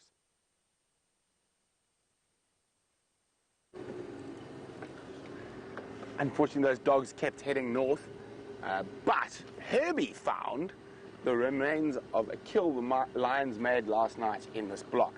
So we're just checking now down to the east, making sure they haven't crossed this way, and then we're going to start heading back up towards Mvubu Road. Hopefully, if they have made a kill, they're going to head towards the Pan for a drink at Gallagher.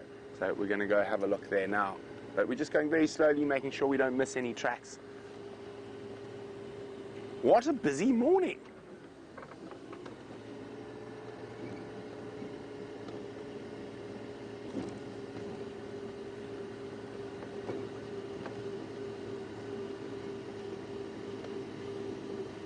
Wow, those dogs move fast.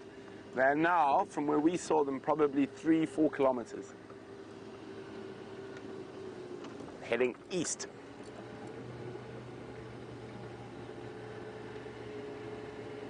Now, I keep hoping to spot an eagle owl in this tree.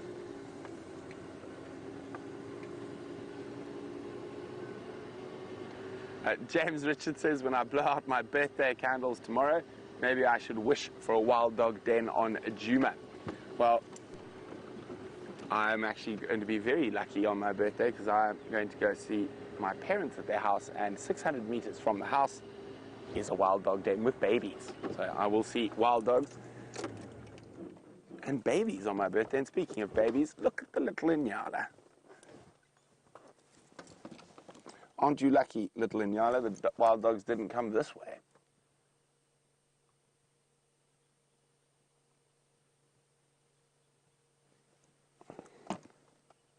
Nice little group of females.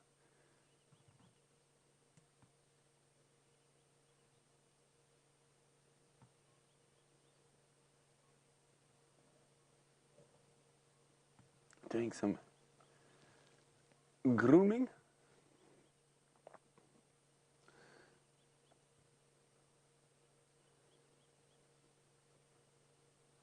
You can see how ruffled their neck and whatnot is, and that's from grooming and aloe grooming. And if we have a look a little bit to the right, oh, there we go, there's two female Inyala aloe grooming each other, and that's why they've got those funny looking necks, all puffed up, fluffed up. And the baby is obviously being groomed by everyone because he's fluffed up everywhere.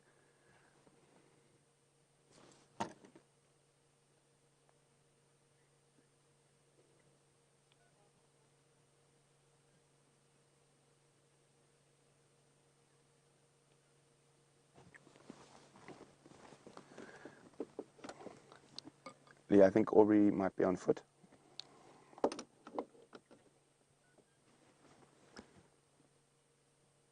Look at that, isn't that wonderful? It's not too often we get to see nice aloe grooming from antelope.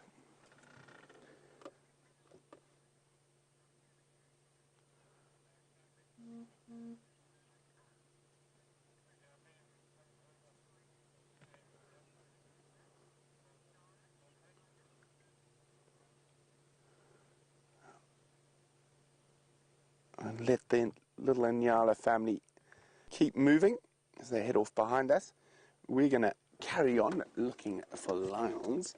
Now, Dara in Ohio says ruminants must not have a gag reflex. Well, that's true, and since they purposely bring up food on a constant basis to chew the cud. Okay. Ooh. What have we in that tree? That's an interesting looking little bird. From a distance, let's get a bit closer.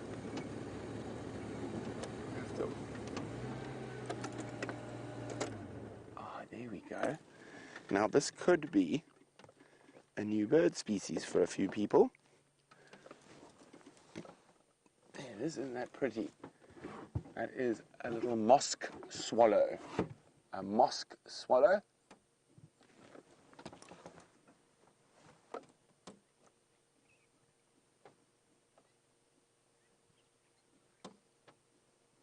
So I wonder who's got mosque swallow on their bird list.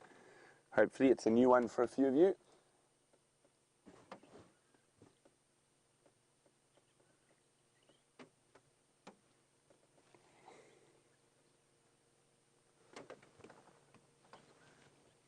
You have them chirping away, basking in the early morning light. There we go, lovely little birds. Off.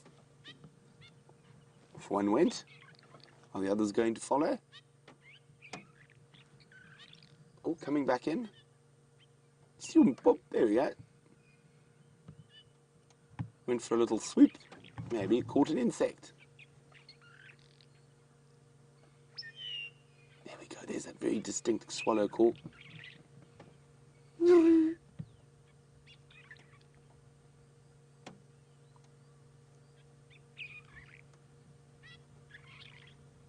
Okay, well, let's leave the swallows to their morning grooming.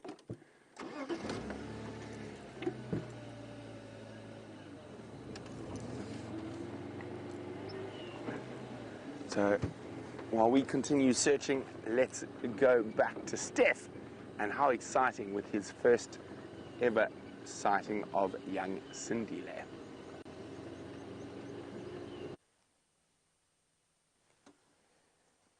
It is quite nice, profound meeting a new leopard for a first time, especially one that's as relaxed as this.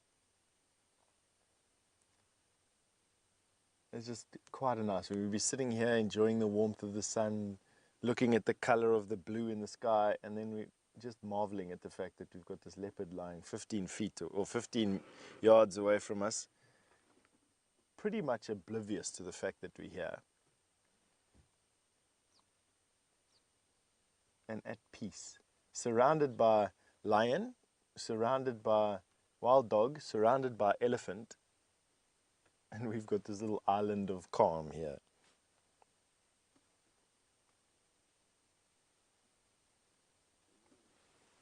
Now, he's got an impala in the tree. He's eaten, I suppose, now around about 80–90% of it.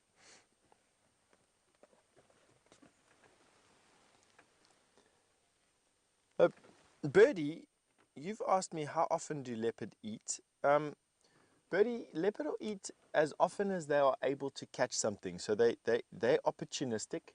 So even though his belly is full at the moment, he's pretty much swallowed that entire impala that you're having a look at over there now. If another impala had to walk past here, he would jump up and he'd kill it if he can. But they can go for several weeks without food. They've got a pretty high metabolism, and therefore this impala that you're looking at now will only really last him, from a metabolic point of view, no more than 2 weeks. And he'll be hunting again desperately, probably 4 to 5 days from now. They get hungry like you and I do, I think, just from my observations in the bush. You know, after a full meal, you don't need to eat that night. If you have a big lunch, you don't need to eat that night. Potentially the next morning you'd feel a bit snacky, but by lunchtime your tummy's going to begin growling again. And by dinner of the following night, doesn't matter how much you ate the previous day, you're going to want to eat something. And you could possibly push through that day and maybe the next day, but by day 3 you're going to be feeling it. It's exactly the same with leopard. You see this casual hunting turn into a sort of desperation here at about 4 days to a week or so, and then they usually come right. How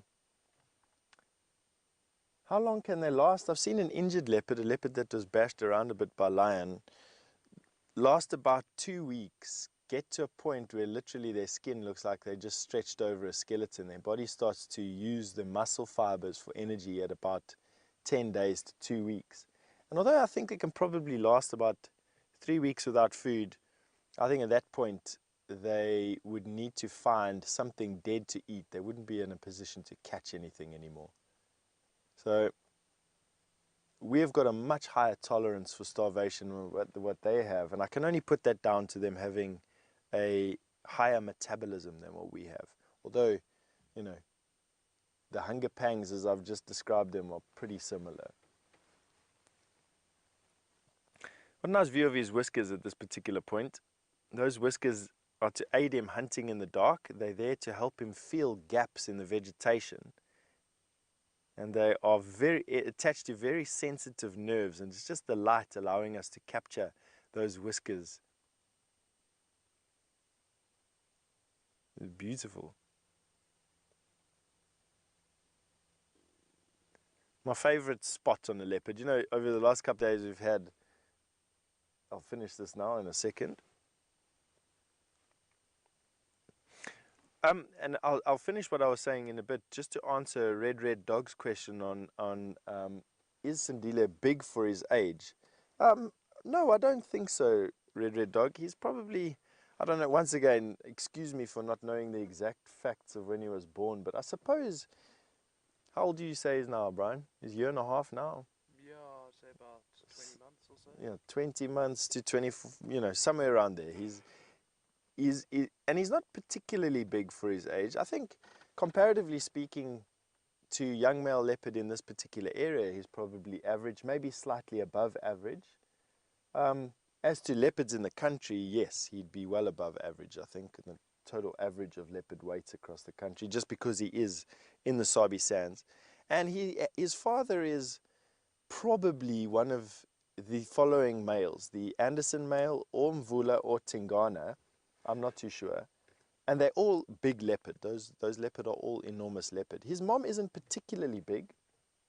And neither is his grandmother. But, you know, he's got good genes in him, that's for sure.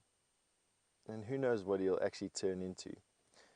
Now, my favorite part of a leopard, just to come back to that, is exactly where you're going to now. That saddle that you're looking at there, with those rosettes, those dots of color, is my favorite part on a leopard. It's just that coat that goes from the single or the smaller dot across the shoulders to the actual large rosette across the pelvis, to me, is just an absolutely fantastic part of a leopard. Beautiful, beautiful coloring. Disruptive patterning, that's what that's called, or disruptive camouflage, and those rosettes and that black mark is to break up the silhouette of the leopard. Very similar to how military fatigues have blotches of different colors on them. It's to break up the silhouette. It's to allow the eye not to follow a straight line. And it's that straight line that usually gives away the presence of a predator. So Michael's just provided some fact here to my repertoire here about Sindile. Thank you very, very much, Michael. Michael has said that Sindile will be 2 years old next month. So slightly older than my year and a half, and a little bit older than Brian's 20-month prediction. But so he's 23 months old at the moment, and therefore exactly how big he should be for this particular area. Yes, look at those whiskers, just long and beautiful, lustrous whiskers.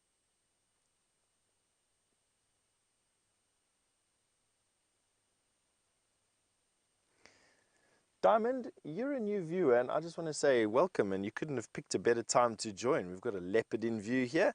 This is a very well-known leopard called Sindile, and you just asked me how much does this particular leopard weigh. I'd say he's probably in the region of about 50 kilograms at the moment. Yeah, I'd say about 50 kilograms, maybe slightly lower, between 40 and 50 kilograms, which is between so 80 to 100 pounds around about. And he'll almost double in weight by the time he's an adult, which will happen in about 3 years' time. So he's almost 2. In about, looks like he's gonna change position, maybe. Yeah, he's just moving out of the way of that stick. Lying in the cool sand. Stretching his way out there. He's now a little bit more alert than he was. Leopard, they eat a little bit, come down the tree. They hardly ever sleep in the same tree that they feed in.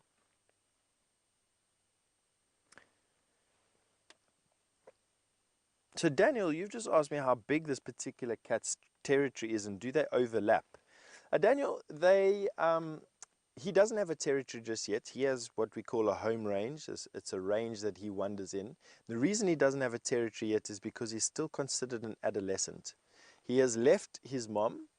He's definitely alone at the moment and capable, fully capable of looking after himself, but he doesn't have a territory just yet. He isn't starting to mark and to roar. That'll happen in about 3 years' time. And then your second part of your question, you wanted to know if leopard territories overlap. And no, they don't overlap. They have quite rigid borders, except that the borders are very fluid.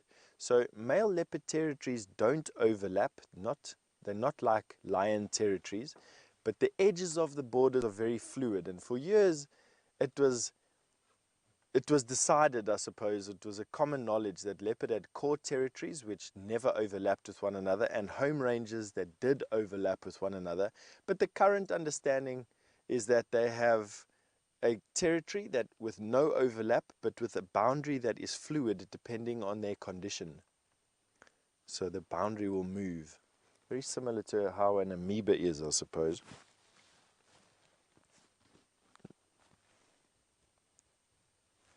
As I was saying, leopard will eat until they're full, and then they will go, and usually they'll go and sleep away from the tree that their food is in. And the reason for that is that should a lion or another leopard run in here, that cat, the intruder, will be focused on the food and not on the cat, and it'll give the leopard time to make an escape, even though at the cost of his dinner. But the leopard will move away, and it's just a very good thing to see that he's taking these precautions instinctively. Just goes down to show you that, you know, good breeding from very successful parents is a good strategy for success. And he has a very good mom. In actual fact, his mom comes from good breeding stock. He's one of his mother's only surviving cubs. Me personally, I don't think it's got anything to do with her mothering skills whatsoever. I think it's got everything to do with where she finally chose to put up her territory. And I think that she loses her cubs because of the massive clan of hyena, mostly, that is wandering around her territory. That is my own personal opinion, at least anyway. Excuse me battling around here with my microphone if you're getting these funny noises coming through. I'm just trying to keep the microphone in a place that doesn't let my voice fade and get muffled. I'm turning my head too much. Brian's giving me the evil eye here. I'll just face my microphone and stop moving around. Here he's sleeping again. So once again, just he's got a kill right here. Then they don't need water. They just need the meat. They get all their fluid from that. And so he's actually quite content to just stay here and make sure that all that meat gets turned into fat if it can, before moving on to the next thing. All right, and on that note, and with Sindile now fast asleep again, I think we're going to send you over to Brent, who has managed to dredge up a surprise for you. Sorry, see you later.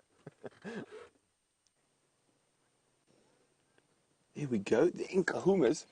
And we have Herbie to thank. He's been tracking them all morning. And then suddenly a bush started talking to him. And what we mean is the bush started growling. And here we go. It looks like the lionesses and the cubs. They were walking down this little river system. I'm going to wait to see if they keep coming.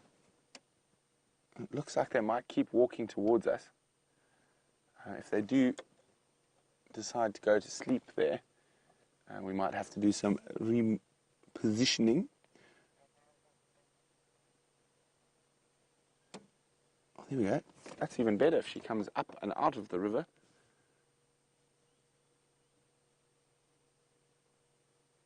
Wonderful.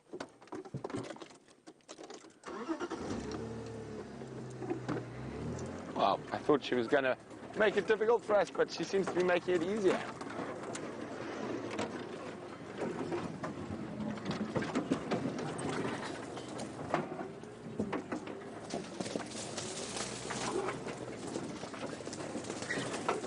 It'd be nice if they come and lie out in the open here.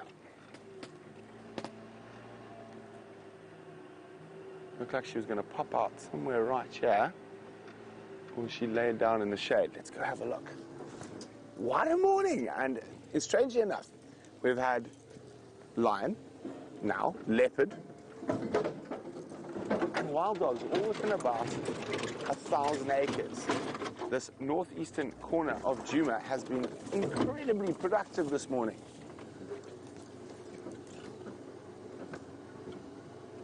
Where was she? There she is. And all the cubs! Hi, guys!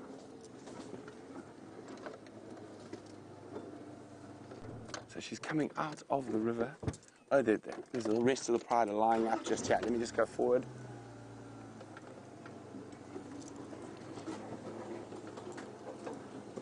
Let's see if we can get a view through here. Okay, how's that, Vimp? Morning, guys. Seems like you had a successful evening. I'm not sure what you caught. I'm going to ask Herbie. Herbie, come in. Thank you very much, Herbie. What did they bomber?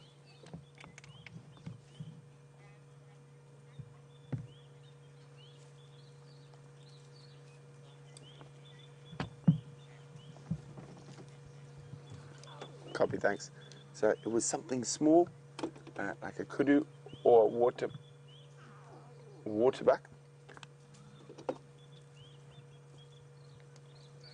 Firm Orbs, confirm, are you on the western side of that Shkova?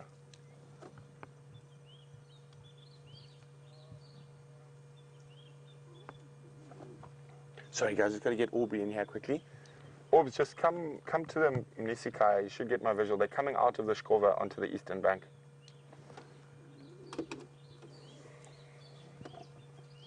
Oh, sounds like there's much happening behind us.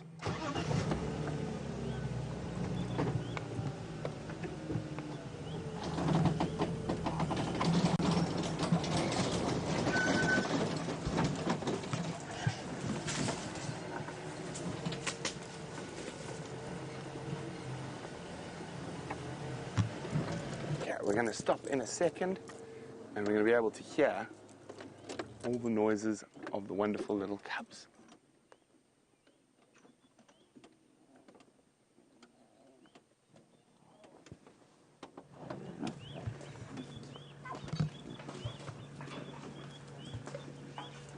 Sorry guys.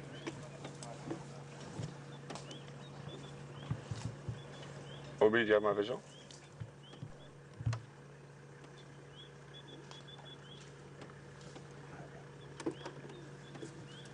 Look at this, isn't this just too special? We are so lucky to spend as much time. But quickly to Sindile, it looks like he's going to go back up the tree.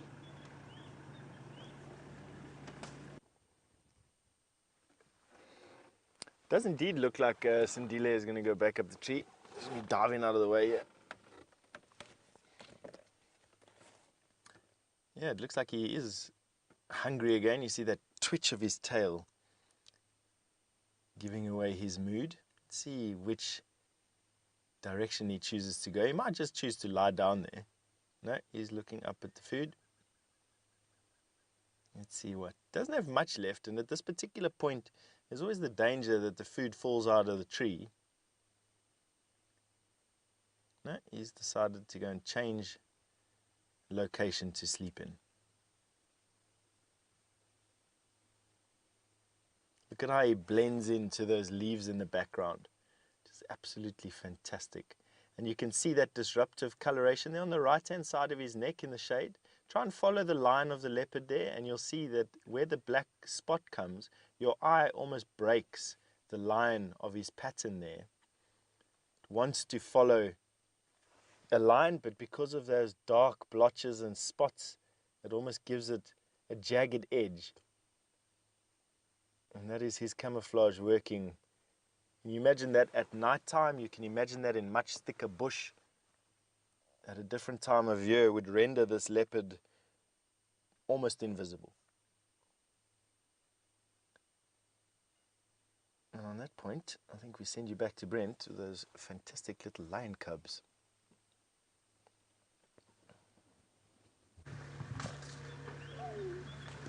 Look at that. So she's just lying under a nice tambuchi tree at the bottom of a spike thorn thicket. And the cubs are feeding, but I think they're getting a little bit aggressive, so she might stand up. So I moved to try to predict where she might walk. Now, other lioness that we initially saw looks like she's going to come in behind those ones. So I've only seen 2 lionesses so far. I haven't seen any of the others.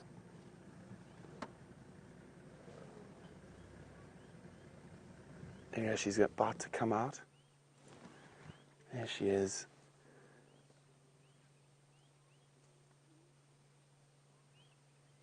Isn't this just wonderful? Oh, here we go. Hello, Trouble.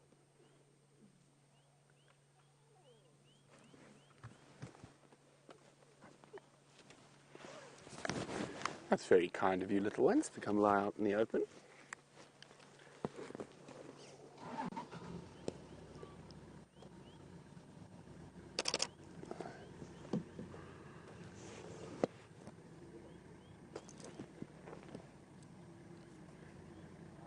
Nkahuma cub acuteness.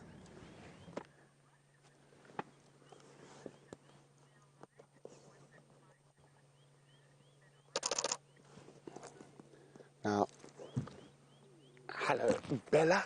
Bella Rushwin would like to know, is it true that the female lion is the one who does all the hunting and finds the food? Not completely true. Now, the males spend quite a lot of time away from the females, defending their area, patrolling their territory. So when they're not with the prides, they do a lot of their own hunting.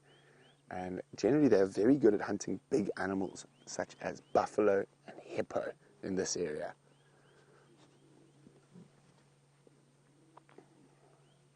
Still only 2 lionesses. Now, there could quite easily be... No, I got 3 lionesses now. I said there could quite easily be the rest of them hidden beyond these thickets, and you can just make out the 3rd lioness and a cub through the spike thorn thicket. Okay, it looks like there's some more cubs going down there. I'm just going to move forward a little bit so we can see if we can get a gap through there.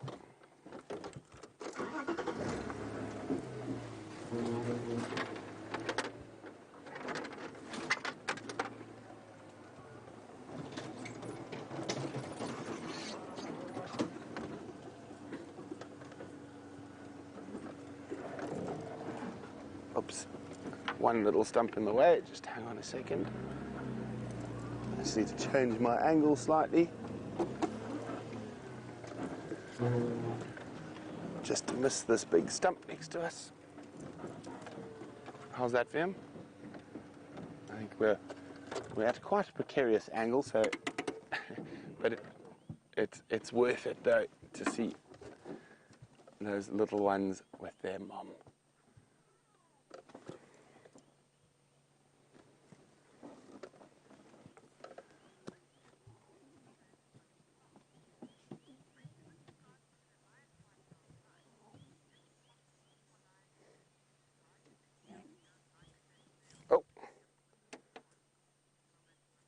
Now, after all that maneuvering we did to get here, she's moving away.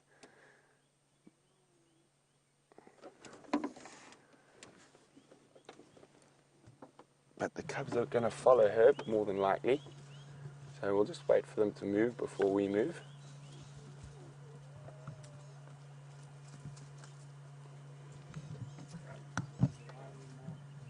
Now, Blobbert McBlob says, with that lion fight that happened yesterday... Oh, and there's the last cub. Off he goes. Now, we're probably sitting... What angle would you say, VM? 38. 38 degrees. There we go, VM, exactly. 38 degrees facing down. So I'm going to reverse backwards to get into a better position again. While we do that, let's go back to Steph.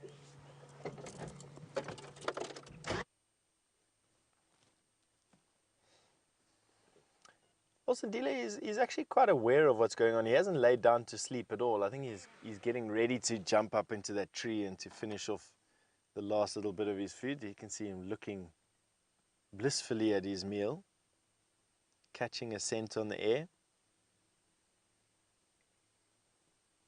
He seems very at ease and very relaxed. Not a care in the world, actually. Once again, just coming back to the anomaly that is this cat. Generally, dispersal male leopard wander from or through territory to territory, getting pushed out by the dominant male in that particular area until they either find a void that has no male leopard. The male leopard may have been killed or died of disease or whatever, or they eventually become big enough to fight for a territory and to squash themselves either into a territory or to expel a male leopard that was there through a fight. This particular male leopard has come into an area that has one close. Anderson I don't think comes all the way here, but definitely Tingana and Mvula are definitely crawling all over this particular patch. He has been seen sharing a kill with Mvula or Angijima as well. Was it Mvula that he was sharing a kill with the other day?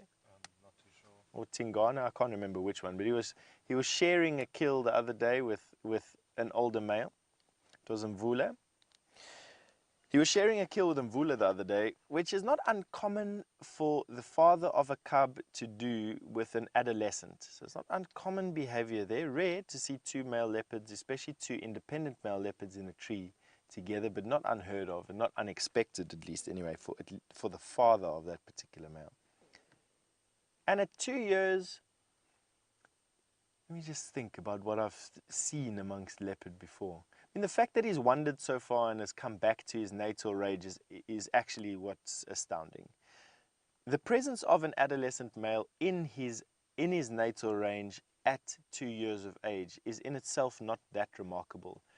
Male leopard will only really start to leave. If we look at just the recent examples of Kunyuma and Quarantine, they only leave at 2 years plus their natal range. Incidentally, both of those male leopard, Quarantine has set up a territory probably about 10 kilometers from here in Cheetah Plains. And I don't know if he's actively defending it yet, but he's definitely there. And Kunyuma gave a dominant male leopard called the S-strip male a hiding the other day in a bit of a territorial display. So he's starting to exhibit that stubbornness that is inherent of dominant male leopards. But they're obviously much older than this youngster. So I fully expect him to actually move on at a point. But I think it's expected that he is young and in his natal range, with the exception that he wandered so far when he was dropped back here, easily 50 miles from here, in a massive circle.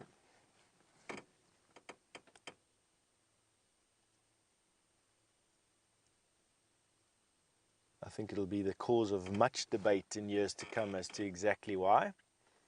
There's a theory on the table at the moment that because the Kruger National Park has closed off all its watering points, that prey was just so limited that no matter in which direction he went, he couldn't find enough to eat. And the Sabi Sands, having a lot of surface water and a lot of prey animals, was just the natural place for him to come. And it just so happens to have led him back to his natal range.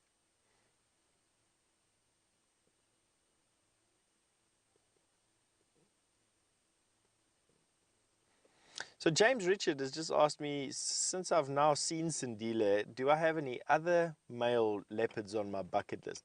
James, immediately what springs to mind is just, I'd love to see this Anderson male that everyone keeps on talking about. Apparently he's an absolutely enormous leopard. So I'd love to see him. Other than that, James, my interests don't really lie with these cats. I mean, I appreciate that they're pretty and that they are phenomenally good hunters and that they are really the poster children for the bush out here. My interests lie with the smaller creatures around here. And so I have a bucket list which includes many dozens of insects and spiders and different types of arachnids and lizards and snakes. But yeah, I appreciate what I'm seeing. I mean, he is a good looking animal, there's no doubt.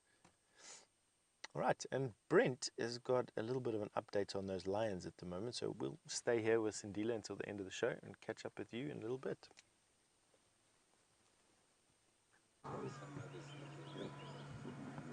So there's a lot of feeding going on. Listen to that.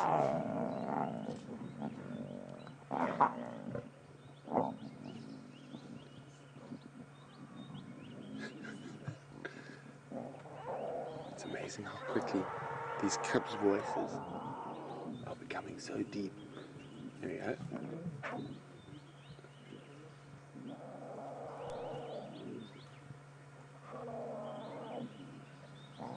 Oh, Mom's had enough. Doesn't want to let go. Complaining.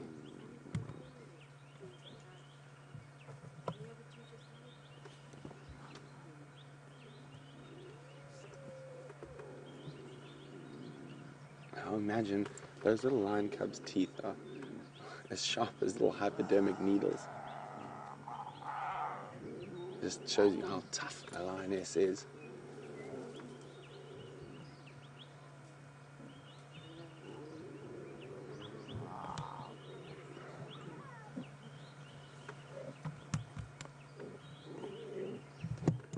So, Blobbert MacBlob, back to your question about would a group of lionesses eventually just get sick of a male and try to push him out?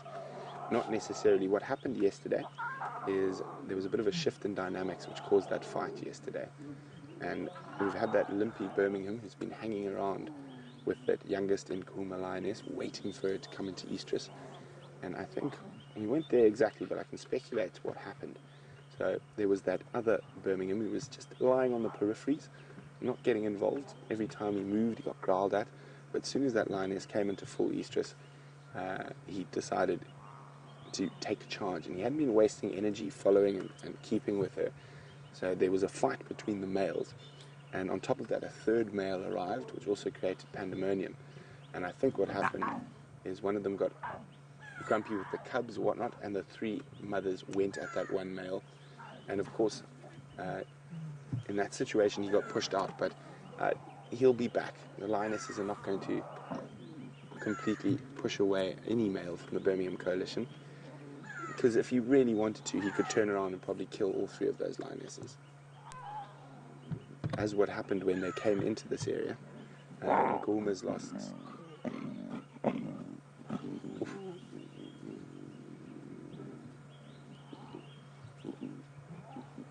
Sorry, just listening to that incredible sound.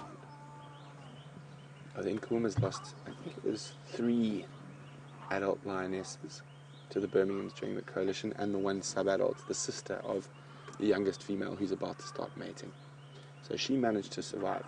And what you probably found during that takeover, these lionesses were defending, not Junior, as a lot of people thought, who was the young male who's now gone, but those young lionesses. Oh, look at that.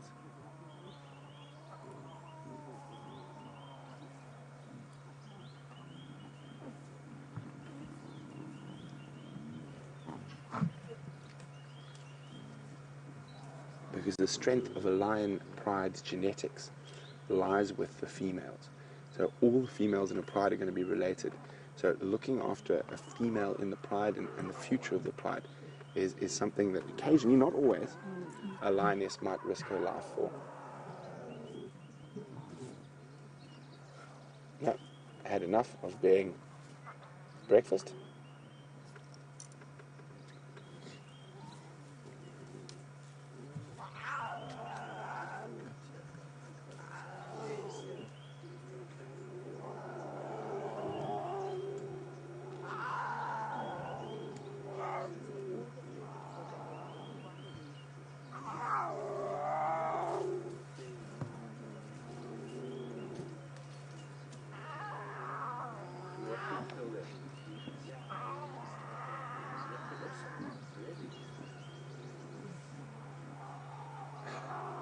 Even though the visuals aren't the best, the sounds are incredible.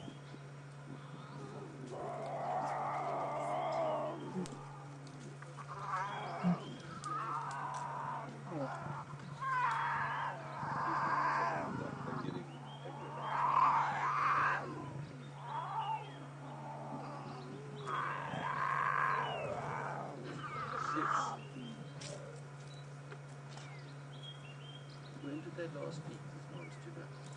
Yeah, they got something. That was put in. Reduced water content. Small things.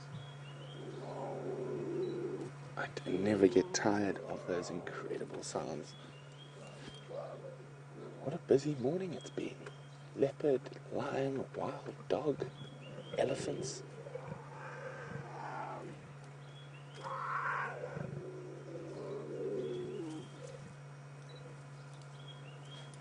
You guys ever show rhino?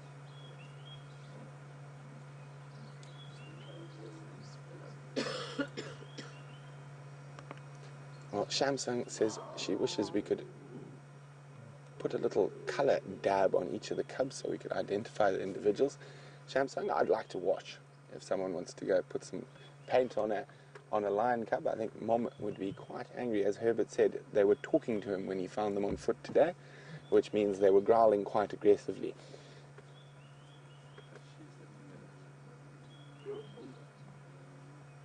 Well, good news for the sunset safari is that we're going to be right here, and we know where the lions are, and it's going to be a stinker today.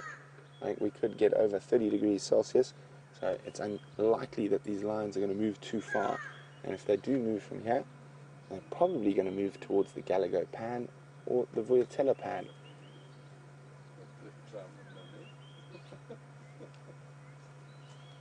Is that the baby? Yeah. That's the smallest one. Just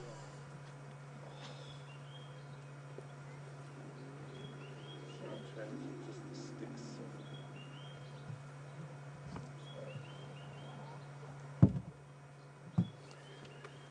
Hello, Lauren in Illinois. Lauren would like to know, when cubs are first introduced to the pride, between that 6 and 8 week period, how long will it take for them to feel comfortable enough to allo suckle on the other lionesses? Well, Lauren, it generally happens within a day or two. And you must remember, lions, although... oof. Lions are, I don't want to call them stupid, but they're not smart. So a lot of what happens with most of the animals, particularly the predators, like the big cats, is a lot of those things are instinctive. So it's taken many years of evolution to develop those things. And all those little traits are to help for the survival of the species. So I think probably it might even happen on the first day. As soon as they see a lactating female, they'll go for it. And the lionesses will put up with cubs that are not their own. So it looks like the females are going to head now down deeper into this little ravine, where it's probably a bit cooler, lie in the cool sand. And unfortunately, I don't know if we're going to be able to get a vehicle in there. And it looks like some of the cubs are starting to follow as well. And the last lioness is on the move.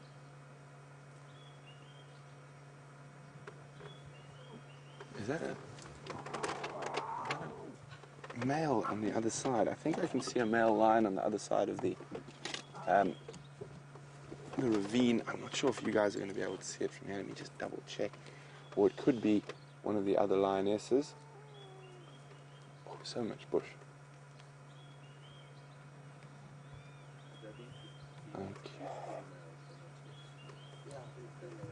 I can't really see. I just see a lion leg on the other side of the drainage line. And it's just... it is a male. So one of the Birminghams is lying on the other side.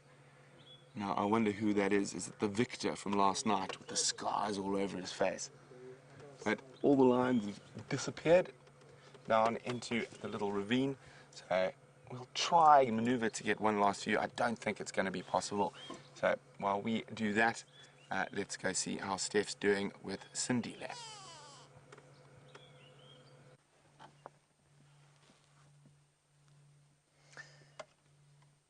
And we are still with this young male leopard.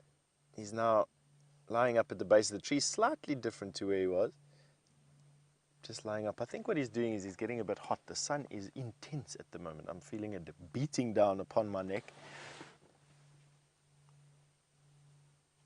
He's just breathing there, belly full, very content.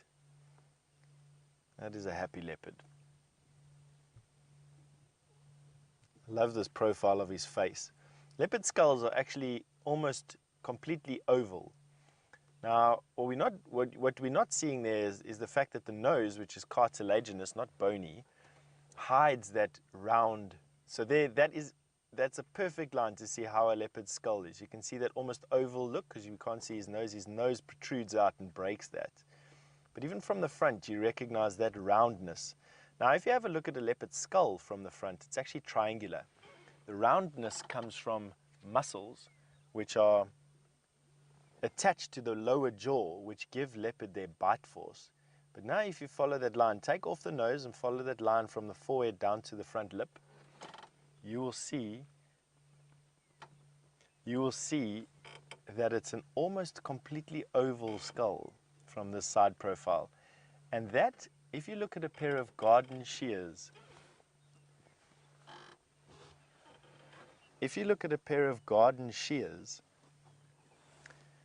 that shearing motion, that absolute power that you get from an oval or a circular shearing motion is what gives leopard their incredible bite force.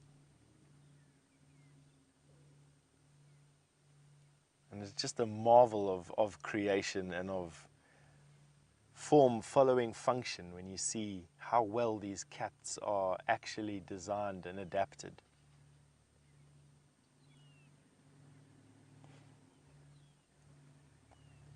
So Diamond, you've just asked how many years will this cat most likely live for, and how many years do leopard live for? Leopard usually live between 12 and 16 years, with the odd exception getting to 18 years that I've heard of through the ether. And the reason why that is in this particular area is mainly because this area is jam-packed with predators. Lots of hyena, lots of other male leopard, lots of lion, and that's generally what get leopard down, or the cause of the end. But starvation, I heard a report when I was a young guide once of them doing some tests on the bones of leopard and figuring out that leopard go through these feast and famine stages in development, where things go very good for them and then things don't go so good for them, and it's evident in their bone structure. So I think it's pretty typical of how leopard live out here. One day is good, the next day they've spent 2 weeks not finding anything or being chased around. Now it's come to that part of the day where I have to unfortunately say goodbye to you for now, but I just have to say from myself and from Brian, and I also would like to say from Brent and from David today, that thank you very, very much for coming aboard with us today. Thank you for all your questions and concerns. There's the thumb making an appearance and saying goodbye to all of you.